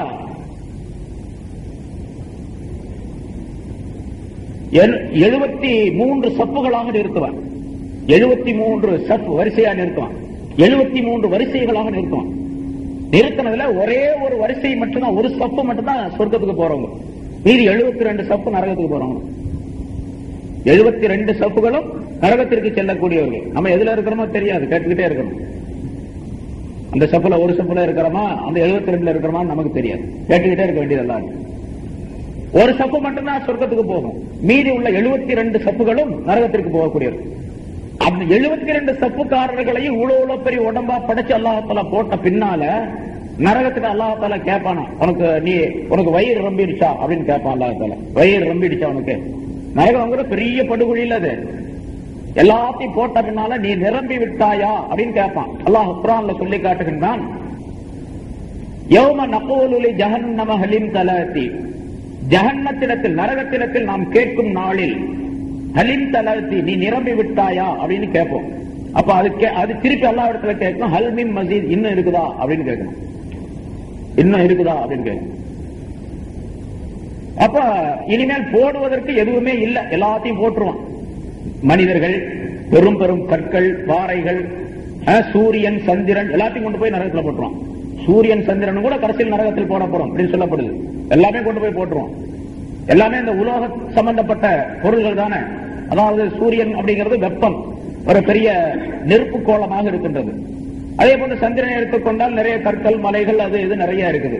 இது மாதிரி உள்ள எல்லா கோலங்களை தூக்கி உள்ள போட்டுருவான். அப்படி போட்ட பிறகு மறுபடியும் கேட்பானா, போதுமா நீ நிரம்பிட்டியா அப்படின்னு கேட்டு, என்ன இருக்குதான்னு கேட்க. கடைசியாக அல்லாஹ் தஆலா தன்னுடைய குத்ரத் என்ற பாதத்தை அதன் மீது வைப்பான், அந்த நரகத்தின் மீது. நரகத்தில் வச்சோம்னா போதும் போதும் அப்படின்னு சத்தம் போடும். நிரம்பிடுச்சு, எனக்கு வயிறு நிரம்பிடுச்சு அப்படின்னு சொல்லும் என்று ஸல்லல்லாஹு அலைஹி வஸல்லம் அவர்கள் அந்த நரகத்தினுடைய தன்மையை பற்றி சொல்லி காட்டுகின்றார். அந்த நரகம் ஒரே குழியா, பெரிய குழின்னு சொல்ல பாருங்க, அது ஒரே குழியா இருக்காது, தட்டு தட்டா இருக்கு, அடுக்கடுக்கா இருக்குது. எப்படி எப்படி மாடி அடுக்கடுக்கா இருக்கு, அதே போல மேல ஒண்ணு, அதுக்கு கீழே, அதுக்கு கீழே, அதுக்கு கீழே எப்படி இருக்கு. 7 தட்டுகள் இருக்கின்றன. அல்லாஹ் தஆலா குர்ஆன்ல சொல்றான், லஹா சபஅத்து அபுவாப், அதற்கு 7 வாசல்கள் இருக்கின்றன. அப்படின்னா 7 தட்டுகள் இருக்கின்றன. 7 ஃப்ளோர். அது கீழே, மேலே அல்ல. மேல போனா மேல இருக்கிறதுக்கு பேர் தரஜாத் அப்படின்னு சொல்றது, கீழே இருக்கிறதுக்கு பேர் தரக்காத் அப்படின்னு சொல்றது அரபியில. கீழ் நோக்கி போகக்கூடிய 7 தட்டுகள் இருக்கும். அதுல லிகுல்லி பாபின் மின்ஹும் ஜுஸும் மக்ஸூம், ஒவ்வொரு தட்டுக்கும் ஒவ்வொரு வாசலுக்கும் இந்த மனிதர்கள் இருந்து ஒரு பகுதியினர் இருக்கின்றார்கள். ஒவ்வொரு தட்டிலையும் ஒரு பகுதியினர் போடப்படுவார்கள் அப்படின்னு அல்லாஹ் தஆலா சொல்றான், குர்ஆன்ல சொல்றான். அந்த ஆயத் அதுல உலமாக்கள் விளக்கம் தரும்போது, அந்த ஆயத்துக்கு விளக்கம் தரும்போது சொல்லுகின்றார்கள், ஆக மேல் தட்டு இருக்குது பாருங்க, அதுல கொஞ்சம் வேதனை தண்டனை கம்மியா இருக்கும். அதுக்கு அடியில் இருக்கிறதுல கொஞ்சம் அதை விட கூட இருக்கும், அதுக்கு அடியில அதை விட கூட இருக்கும், அதுக்கு அடியில அதை விட கூட இருக்கும். ஆக கடைசியில 7வது தட்டு கீழே இருக்கு பாருங்க, அதுல கடுமையான தண்டனை நடைபெறும். அந்த கடைசி இருக்கக்கூடிய தட்டு இருக்கு தண்டனை, கடுமையான தண்டனை. அது யாருக்கு தெரியுமா? அல்லாஹ் தஆலா குர்ஆன்ல சொல்றான், இன்னல் முனாஃபிகீன ஃபித் தர்கில் அஸ்ஃபலி மினன் நார், முனாஃபிகீன்கள் நரகத்தினுடைய அடித்தளத்தில் போடப்படுவார்கள் அப்படிங்கிறான். அந்த 7வது தட்டு கீழே இருக்கக்கூடிய தட்டுல முனாஃபிக்குகள் இருப்பாங்க, 6வது தட்டுல முஷ்ரிக்குகள் இருப்பாங்க. அப்ப இணை வைத்து வணங்கியவர்கள் உலகத்துல, அந்த இணை வைத்து வணங்கியவர்களை விட முனாஃபிக்குகளுக்கு கடுமையான தண்டனை ஆகும். முனாஃபிக்குகள் 6வது தட்டுல, முஷ்ரிக்குகள் 6வது தட்டுல, இணை வைத்து வணங்கியவர்கள். அதற்கு மேல 5வது தட்டுல சாபிஊன் அப்படின்னு ஒரு கூட்டத்தார், அதாவது நெருப்பை வணங்கக்கூடியவர்கள் மஜூசிகள், அவர்களோடு சேர்ந்து இன்னொரு கூட்டத்தார் சாபியூ அப்படின்னு சொல்லி அல்லாஹ் குர்ஆனிலே சொன்ன வஸ்ஸாபிஈன அப்படிங்கிற ஆயத்தின் மூலமாக தெரியப்படுத்த, அவர்கள் அந்த 5வது தட்டிலே போடப்படுவார்கள் நரகத்திலே. மஜூசிகள் நெருப்பை வணங்கியவர்கள், அவர்களோடு சேர்ந்து மற்ற பொருள்களை வணங்கியவர்கள், அதாவது சூரியனை, சந்திரனை, இந்த மாதிரி இயற்கையான காட்சிகளை வணங்கக்கூடியவர்கள், இதை தெய்வம் அப்படின்னு வணங்குறது. 4வது தட்டில, அதுக்கு மேல இருக்கக்கூடிய 4வது தட்டில இப்லீஸும் அவருடைய சகாக்களும் போடப்படுவார்கள். நம்ம ஆள் இருக்காருல்ல 103 ஷைத்தானும் அவங்க மற்றவங்க, அவங்களோட சேர்ந்தவங்க யாரா இருக்காங்க அவங்க எல்லாம். அதற்கு மேல உள்ளதுல யூதர்கள் போடப்படுவார்கள். யூதர்கள் சொன்னா இணை வைத்து வணங்கி யூதர்கள். ரசூலுல்லாஹி ஸல்லல்லாஹு அலைஹி வஸல்லம் காலத்துக்கு பின்னால ஸல்லல்லாஹு அலைஹி வஸல்லம் அவர்களை ஏற்றுக்கொள்ளும். யூதர்கள் அப்படிங்கிறவங்க அவங்களும் வேதக்காரர்கள் தான். மூசா அலைஹிஸ்ஸலாமை கொண்டு ஈமான் கொண்டவர்கள். அவர்களுக்கு தௌராத் வேதம் உண்டு. கிறிஸ்தவர்கள் அப்படிங்கிறவங்க இன்ஜீல் வேதம் உண்டு. ஈசா அலைஹிஸ்ஸலாம் அவர்களை கொண்டு ஈமான் கொள்ள வேண்டும். அப்படி செய்ய ஸல்லல்லாஹு அலைஹி வஸல்லம் அவர்கள் உலகத்துக்கு வந்த பின்னால நபி அவர்கள் இஸ்லாத்தை தெரியப்படுத்தி குர்ஆனை கொண்டு வந்து கொடுத்த பின்னால இந்த யூதர்களோ கிறிஸ்தவர்களோ வேறு எந்த மதக்காரர்களோ யாரா இருந்தாலும் சரி குர்ஆனை நம்ப வேண்டும், ரசூலை நம்ப வேண்டும், ஈமான் கொள்ள வேண்டும். இந்த மார்க்கத்திலே என்ன சொல்லப்பட்டிருக்கோ அந்த படிக்க தங்களுடைய அமல்களை அமைத்துக் கொள்ள வேண்டும். அப்படி இருந்துச்சுன்னு சொன்னா அவங்களுக்கு சொர்க்கம் கிடைக்கும், இல்லைன்னா கிடையாது. அவங்க தங்களுடைய கொள்கை படிக்கு இணை வைத்து வணங்கக்கூடிய சூழ்நிலையை உருவாக்கி இருந்தால், கிறிஸ்தவர்கள் இருக்காங்களா ஈசா அலைஹிஸ்ஸலாத்தை சொல்றாங்க, ஆனா ஈசா அலைஹிஸ்ஸலாத்தையே வைத்து வணங்கக்கூடியவர்களாக ஆயிடுறாங்க. அந்த சிலையை வச்சு வணங்குறாங்க, அல்லது சிலுவையை வைத்து வணங்குகிறார்கள். எப்படி இருந்தாலும் இணை வைக்கக்கூடிய சூழ்நிலை ஏற்பட்டு இருந்தாலும் ஈசா அப்படிங்கிற ஒரு நபி இருந்தார் அப்படின்னு நம்புறாங்க. அது ஏதோ ஒரு வகையில் நம்பிக்கை வருது அவங்களுக்கு. அந்த நம்பிக்கை இஸ்லாத்தில் செல்லுபடியாக கூடியதல்ல. அதனால அவர்களுக்கு தண்டனை உண்டு. அடுத்ததா அதாவது மூணாவது தட்டுல யூதர்கள் போடப்படுவார்கள், இரண்டாவது தட்டுல நசாராக்கள் கிறிஸ்தவர்கள் போடப்படுவார்கள். முதல் தட்டு மேல இருக்கிற தட்டு குறைஞ்ச தண்டனை இருக்கு பாருங்க, அதுலதான் முஸ்லிம்களிலே குற்றம் புரிந்தவர்கள், பாவம் செய்தவர்கள். முஸ்லிம்களிலே பாவம் செய்துவிட்டு தௌபா செய்யாம மௌத்தா போயிடுறாங்க பாருங்க, அங்க போய் உண்மை செய்ய முடியாது. அங்க தண்டனைன்னு உறுதியாயிருச்சுன்னு வச்சுங்க, அப்ப அந்த மேல் தட்டுல போடப்படுவார்கள். ஆனா அதுக்கு இடையில இவங்களுக்கு நிறைய அதை விட்டு தப்பிக்கிறதுக்கு நிறைய வாய்ப்பு இருக்குது முஸ்லிம்களுக்கு. அந்த வாய்ப்பெல்லாம் பயன்படுத்திக் கொள்ள வேண்டும். உலகத்துல பாவம் செஞ்சுட்டோம், நன்மைகளை செய்யல, பாவங்கள் செஞ்சிருக்கிறாரு. கடைசியில் மௌத்தா போறதுக்குள்ள என்ன செய்யணும், அல்லாஹ்ட்ட தௌபா செஞ்சு கண்ணீர் வடிச்சு கவலைப்பட்டு இனிமேல் நான் அந்த மாதிரி செய்ய மாட்டேன் அப்படின்னு அல்லாஹ்ட்ட ஒப்புக்கொண்டு தௌபா செஞ்சுட்டாருன்னா பாவங்கள்லாம் மன்னிக்கப்பட்டு போயிடும், சொர்க்கத்துக்கு போயிடுவார் மௌத்தான பிறகு. சரி, அப்படி செய்யல, இவர் என்ன பண்ணிருக்காரு, ஏதாவது சில நல்ல அமல்களை செஞ்சிருக்கிறார். அந்த நல்ல அமல்கள் தான் அல்லாஹ் ரசூலுக்கு கொஞ்சம் பிரியம் இருக்குதுன்னு வச்சுங்க. பாவங்களும் செஞ்சிருக்காரு, நல்ல அமலும் செஞ்சிருக்காரு. இப்ப இதுக்கு போனோம்னா கபருக்கு போன பின்னால அந்த கபருல தண்டனை கிடைக்கும். கியாமத் நாள்ல அவர் வரும் பொழுது ரசூலுல்லாஹி ஸல்லல்லாஹு அலைஹி வஸல்லம் அவர்களின் மூலமாக சிபாரிசு செய்யப்படுவார், ஷஃபாஅத் கிடைக்கும். ஸல்லல்லாஹு அலைஹி வஸல்லம் ஷஃபாஅத் கிடைச்சிச்சுன்னு சொன்னா முழுமையா கிடைச்சிருச்சு, நரகத்தை விட்டு தப்பிச்சிருவார் இவர். அதே போல சில நல்லடியார்கள் நல்ல மனிதர்கள் இருக்காங்க, அவர்களுடைய சிபாரிசும் கிடைக்கும். இந்த சிபாரிசு இருக்குது பாருங்க, ஷஃபாஅத், ஸல்லல்லாஹு அலைஹி வஸல்லம் ஷஃபாஅத், உலமாக்கள் சுஹதாக்களுடைய ஷஃபாஅத், அதை பெறுவதற்கு முயற்சி செய்ய வேண்டும். இந்த உலகத்தில் இருக்கும்போது அதுக்காக வேண்டி உள்ள காரியங்களையும் செய்து கொள்ள வேண்டும். நல்லடியார்களுடைய எந்த அளவுக்கு கேட்டா, ஒரு நன்மையை ஒரு மனிதனுக்கு செய்திருந்தால் அவரும் இவருக்கு சிபாரிசு செய்வார். கடைசியா ஒவ்வொரு மனிதனும் இன்னொருவருக்கு உதவி செய்வார். ஒரு ஹதீஸ்ல எப்படி வருகின்றது, நரகத்துக்கு போகக்கூடிய எல்லாம் பரிசீலனை பண்ண பின்னால் நரகத்துக்கு போகக்கூடிய மனிதர்களாக வரிசையா நிக்க வச்சிருப்பான் அல்லாஹ் தஆலா. எல்லாத்தையும் ஒரு பக்கமா நிக்க வச்சிருப்பான். ஏன்னா கியாமத்தினால நல்ல மனிதன் கெட்ட மனிதன் ஒன்னாக சேர முடியாது. இப்ப எல்லாம் ஒன்னா உட்கார்ந்துருப்பான், யார் நல்லவர் யார் கெட்டவர்னு தெரியாது. கெட்டவர் இருக்கலாம், நல்லவரும் இருக்கலாம், எப்படியாவது இருக்கலாம், கலந்து யாரும் பிரிக்க முடியாது அவங்களுடைய இதை வச்சு. ஏன்னா பிரிக்கிறதுங்கிறது கல்புல உள்ள விஷயம் இல்ல, அதனால கல்புடையது யாருக்குமே தெரியாது. அங்க பாருங்க, வம்தாசுல் யௌம அய்யுஹல் முஜ்ரிமூன், குற்றவாளிகளே இன்று நீங்கள் பிரிந்து விடுங்கள் தனியாக அப்படின்னு அல்லாஹ் தஆலா ஒரு உத்தரவு போடுவான். குற்றவாளிகள் தனியா பிரிஞ்சிருவாங்க, நல்லடியார்கள் தனியா பிரிஞ்சிருவாங்க. அவங்க ஒரு கட்சி, இவங்க ஒரு கட்சி, தனித்தனியா நிப்பாங்க. இப்ப அந்த பக்கம் அவங்க நிக்கும் பொழுது குற்றவாளிகள் நரகத்துக்கு போறதுக்கு தயார் நிலையில் நின்றுட்டு இருப்பாங்க. அப்ப ஒரு மனிதர், ஒரு மூமினான மனிதர், சொர்க்கவாசியான ஒரு மனிதர் அந்த பக்கம் போவார். அந்த கூட்டத்திலிருந்து ஒரு ஆள் சொல்லுவாரு, சலாம் சொல்லுவாரு, என்ன உங்களுக்கு தெரியலையா அப்படின்னு கேட்பாரு, யாருப்பா நீ? அப்ப அவரு சொல்லுவார், அந்த மனிதர் சொல்லுவார், அந்த கூட்டத்தில் இருக்கிற சொல்லுவாரு, நான் தாங்க, நீங்க வந்து ஒரு நாள் ரொம்ப தாகமா இருந்துச்சு அப்படின்னு சொல்லி தண்ணி கேட்டீங்க, உங்களுக்காக வேண்டி தண்ணி கொடுத்தேன் நான், எனக்கு ஞாபகம். அடக்கா, ஆமா நீ தானே இருந்தாலே, ஏன்பா அங்க இருக்கிற அப்படின்னு சொல்லி கேட்டு, யா அல்லாஹ் இந்த ஆள் ஒரு நாள் எனக்கு தாகத்துக்கு தண்ணி கொடுத்தாரு, அந்த ஆளோட பாவத்தை கொஞ்சம் மன்னிச்சிரு அப்படின்னு இவரு கேட்பாரு. இந்த மூமின் இவருடைய சிபாரிசு ஏற்றுக்கொள்ளப்பட்டு அவர் சொர்க்கத்துக்கு போயிடுவார் என்று ஸல்லல்லாஹு அலைஹி வஸல்லம் அவர்கள் சொல்லுகின்றார். இது மாதிரி நல்லடியார்கள் அந்த பக்கம் போகும்போதெல்லாம் அந்த கூட்டத்தில் இருக்கிற ஒரு ஆள் கூப்பிட்டு சொல்லுவாராம், எனக்கு தெரியலையா, நான் தான் உனக்கு ஒரு நாள் எழுதுறதுக்கு பேனா எல்லாம் பாத்துட்டு நான் தான் பேனா கொடுத்தேன், நீ தானே இருந்தாலே அல்லாஹ்ட்ட சொல்லுவார் அவரு, இந்த ஆள் எனக்கு பேனா கொடுத்தாரு, உதவி செஞ்சாரு, அவரை கொஞ்சம் மன்னிச்சிரே அல்லாஹ் அப்படின்னு சொல்லி உடனே அவரை விட்டுருவா அல்லாஹ். இப்படியே சிபாரிசுகள் அதிகமாக கிடைக்கும். அந்த சிபாரிசும் கூட கிடைக்காம இருக்கிறனால தான் நரகத்துக்கு போவார் கடைசியில். அப்படின்னா எவ்வளவு அல்லாஹ் தஆலா நமக்கு தாராளமான உதவி செஞ்சிருக்கிறான். அதை பயன்படுத்திக் கொள்ளக்கூடிய வாய்ப்பை உண்டாக்கி கொள்ள வேண்டும் உலகத்தில் இருக்கும் பொழுது. அதான் இப்படி 7 தட்டுகள் அல்லாஹ் குர்ஆனிலே அதை தெளிவுபடுத்துகின்றான். அது எப்படி இருக்கும்? 7 தட்டு எப்படி இருக்கும்? அது எப்படி எல்லாம் அந்த ஃப்ளோர் அமைக்கப்பட்டிருக்குது, அது என்ன காங்கிரீட்டா அதா இதா அப்படிலாம் கேட்டுட்டு இருக்க கூடாது. அவ்வளவுதான் நமக்கு விளக்கம். அது தன்னுடைய அறிவினால மனிதன் இங்கிருந்து விளங்கிக் கொள்ள முடியாது. லஹா சபஅத்து அபுவாப், அந்த நரகத்திற்கு 7 அடுக்குகள், 7 தட்டுகள் இருக்கின்றன, 7 வாசல்கள் இருக்கின்றன. லிகுல்லி பாபின் மின்ஹும் ஜுஸுஉம் மக்ஸூம், இந்த மனிதர்களிலிருந்து ஒவ்வொரு வாசலுக்கும் பிரித்து பங்கு போடப்பட்ட ஒரு கூட்டம் இருக்கின்றார்கள் அப்படின்னு அல்லாஹ் தஆலா சொல்றான். அதனால ஒவ்வொருக்கும் ஒரு கூட்டம் இருக்கு, தனித்தனியா போக வேண்டியது. இந்த இடத்துல மற்றொரு கருத்து விளக்கப்படுகின்றது. ஃபமன் ஸுஹ்ஸிஹ அனின் நாரி வ உத்கிலல் ஜன்னah ஃபகத் ஃபாஸ், எவர் ஒருவர் நரகத்தை விட்டும் தூரமாக்கப்பட்டு சொர்க்கத்தில் நுழைவிக்கப்பட்டாரோ அவர் வெற்றி அடைந்து விட்டார் என்று சொல்லக்கூடிய இந்த ஆயத்திற்கு உலமாக்கள் சூஃபியாக்கள் ஒரு கருத்தை சொல்லுகின்றார்கள்.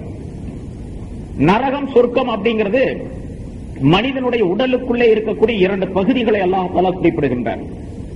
நரகம்ங்கிற பகுதி இருக்கின்றது, அது நஃப்ஸ், மனிதனுக்குள்ளே இருக்கக்கூடிய நஃப்ஸ் என்பது. சொர்க்கம் என்பது மனிதனுக்குள்ளே இருக்கக்கூடிய கல்பு, இதயம் என்பது. இந்த நஃப்ஸ் சொல்லக்கூடிய வேலைகளை எல்லாம் கேட்டுக்கிட்டே இருந்தா நரகத்துக்குள்ளேயே இருந்துகிட்டு இருக்கிறான்னு அர்த்தம். நஃப்ஸ்ங்கிறது மனிதனுக்கு தீமையைத்தான் சொல்லும், கெட்டதைத்தான் சொல்லிக் கொடுக்கும். அந்த தீமையை சொல்லக்கூடிய நஃப்ஸை கட்டுப்படுத்தி அதனுடைய சொல்லை கேட்காமல் அதிலிருந்து தப்பித்து தூரமாக்கப்படக்கூடிய மனிதர் அப்படின்னு அர்த்தமா. நரகத்தினுடைய தண்டனைகளை எல்லாம் பெற்றுத்தரக்கூடிய ஒரு பொருள் மனிதனுடைய உடலுக்குள்ளே இருக்குது, அதான் நஃப்ஸ் என்பது. அந்த நஃப்ஸை கட்டுப்படுத்தணும், அதாவது நஃப்ஸை அடக்கி ஆளக்கூடிய தன்மை வரணும். நஃப்ஸை அடக்கி ஆளக்கூடிய தன்மை. நஃப்ஸ்ங்கிறது ஒரு குதிரை மாதிரி வச்சுக்கிட்டு அந்த நஃப்ஸின் மீது இவர் சவாரி செஞ்சணும். ஆனா நம்முடைய நஃப்ஸ் எல்லாம் எப்படி இருக்குன்னு கேட்டீங்கன்னா, அந்த நஃப்ஸ் நம்ம மேல சவாரி செய்யும். நம்ம குதிரையை வச்சு நம்ம மேல ஏறி உட்கார்ந்துக்கிட்டு அந்த பக்கம் போ, இந்த பக்கம் போ, அதை வாங்கு, இதை வாங்கு, அதை சம்பாதிச்சுட்டு வா, இதை சம்பாதிச்சுட்டு வா, அதை சாப்பிடு, இதை சாப்பிடு, ஹலால் ஹராம் பார்க்காத, போயிட்டே இரு அப்படின்னு சொல்லி அது நம்மள குதிரையாக்கிட்டு ஓட்டிட்டு இருக்கு. அப்படி இருக்கக்கூடாது. அந்த நஃப்ஸின் மீது இவர் சவாரி செய்யணும். நஃப்ஸை குதிரையாக வாகனமா ஆக்கி இவர் நஃப்ஸின் மீது சவாரி செய்யக்கூடிய தன்மை ஏற்பட்டுச்சுன்னு சொன்னா நஃப்ஸ் என்ற நரகத்தை விட்டு தூரமாக்கப்பட்டு விட்டார் அப்படின்னு. தூரமாக்கப்பட்ட பின்னால கல்வி என்ற சொர்க்கத்துக்குள்ளே ஒரு நுழையணும். கல்புங்கிற சொர்க்கம், கல்வி என்பது எப்பவுமே மனிதனுக்கு நல்லதை சொல்லி காட்டும். கல்வி என்பது அல்லாஹ் தஆலாவுடைய சிம்மாசனம். கல்புல் மூமினி அர்ஷுல்லாஹ் அப்படின்னு சொல்லப்படுகின்றது. மூமினுடைய கல்பு அல்லாஹ் தஆலாவுடைய சிம்மாசனம். அல்லாஹ் எங்க குடியிருப்பான்? மனிதனுடைய இதயத்தில் குடியிருப்பான். அதனால இங்க இருக்கிறான்னு அர்த்தம் அல்ல. அல்லாஹ்வுடைய ரஹமத்தை இறங்கக்கூடிய இடம், அல்லாஹ் தஆலாவுடைய பரக்கத்துகள் அவருடைய நூறானியத்தை இறங்கக்கூடிய இடம் இருக்கின்றது. அது மனிதனுடைய கல்பு. கல்பை போன்ற ஒரு சிறந்த இடம் கிடையாது. அதனாலதான் ஒரு மூமினான மனிதனுடைய கல்பு காபாவை விட உயர்ந்தது அப்படின்னு சொல்லப்பட்டிருக்கு. காபாவை விட உயர்ந்தது மூமினான மனிதனுடைய கல்பு. காபாவின் மூலமாக என்னென்ன நன்மைகளை ரஹமத்துகளை மனிதன் பெற்றுக் கொள்ளுகின்றான் அதை விட அதிகமாக கல்வியின் மூலமாக பெற்றுக் கொள்ள முடியும். இப்ப கல்வி என்ற அந்த சொர்க்கத்திற்குள்ளே நஃப்ஸ் என்ற நரகத்தை விட்டு நீங்கி கல்வி என்ற சொர்க்கத்தினுடைய சோலைக்குள்ளே ஒரு மனிதன் நுழைந்து விட்டால் அப்படின்னா என்ன கருத்து? தீமைகளை எல்லாம் விட்டுட்டு நன்மையான காரியத்துக்குள்ள நுழைஞ்சிட்டார். அப்படி எவர் கல்வி என்ற அந்த சொர்க்கத்திற்குள்ளே நுழைந்து விடுகின்றாரோ அவர் எந்த விதமான பயம் இல்லாதவராக ஆக்கப்பட்டு விடுவார். எந்த பயம் கிடையாது அவருக்கு. அந்த கல்புங்கிறது ஹரமை போன்று ஆகிவிடுகின்றது. ஹரம், அதாவது ஹரம் ஷரீப், மக்காவில் காபா அமைந்திருக்கக்கூடிய மஸ்ஜித் இருக்கின்றது, மஸ்ஜிதுல் ஹராம். அந்த மஸ்ஜிதுல் ஹராமை பற்றி அல்லாஹ் தஆலா சொல்லும்போது முன்னால லன்தானாலும் அந்த ஜுஸுல சொல்லப்பட்டிருக்கு, விளக்கம் சொல்லப்பட்டிருக்கு. ஃபமன் தஹலஹு கான ஆமினா, எவர் ஒருவர் அந்த ஹரம் ஷரீஃபிலே நுழைந்து விடுகின்றாரோ அவர் அச்சமற்றவராக ஆகி விடுவார் என்று அல்லாஹ் தஆலா சொல்லுகின்றார். அதே நிலை கல்புக்குள்ளே நுழைந்து கொண்டவருக்கு ஏற்பட்டுவிடும். அவர் வெற்றி அடைந்து விடுவார். எந்த விதமான அச்சம் கிடையாது, பயம் கிடையாது என்ற கருத்தையும் சூஃபியாக்கள் அதற்கு விளக்கமாக தருகின்றார்கள். ஆக ஃபமன் ஸுஹ்ஸிஹ அனின் நாரி வ உத்கிலல் ஜன்னத ஃபகத் ஃபாஸ், நரகத்தை விட்டு தூரமாக்கப்பட்டு சொர்க்கத்தில் நுழைவிக்கப்பட்டு விடுகின்றாரே அந்த மனிதர் வெற்றி அடைந்து விட்டார் என்பதற்கு இந்த உலகத்திலும் உதாரணங்கள் உண்டு. அதற்கு பிறகு மௌத்துக்கு பின்னால் ஆகிரத்திலும் அதற்கு உதாரணங்கள் உண்டு என்பதை சொல்லி காட்டுகின்றார்கள். மௌத்துடைய இந்த செய்திகளை அல்லாஹ் தஆலா சொல்லக்கூடிய இந்த ஆயத்தின் மூலமாக கேட்ட விளக்கங்களின்படி மௌத்துக்கு தயார் நிலையில் நாம் ஆக்கிக் கொள்ள வேண்டும். நம்முடைய ஜனாசா பரிசுத்தமானதாக இருக்க வேண்டும். நம்முடைய ரூஹ் மனம் உள்ளதாக, மனம் கவழக்கூடியதாக இருக்க வேண்டும் என்ற எண்ணத்திலே செயல்பட வேண்டும். நம்முடைய கபருடைய வாழ்க்கை இனிமையாக இருக்க வேண்டும். கபருடைய வாழ்க்கை சுகமானதாக அமைய வேண்டும் என்பதற்காக என்னென்ன காரியங்கள் சொல்லப்பட்டதோ அதையெல்லாம் செய்து வாழக்கூடியவர்களாக ஆக வேண்டும். அத்தகைய நல்ல பாக்கியத்தை அல்லாஹ் தஆலா அனைவருக்கும் தந்தருள்வானாக.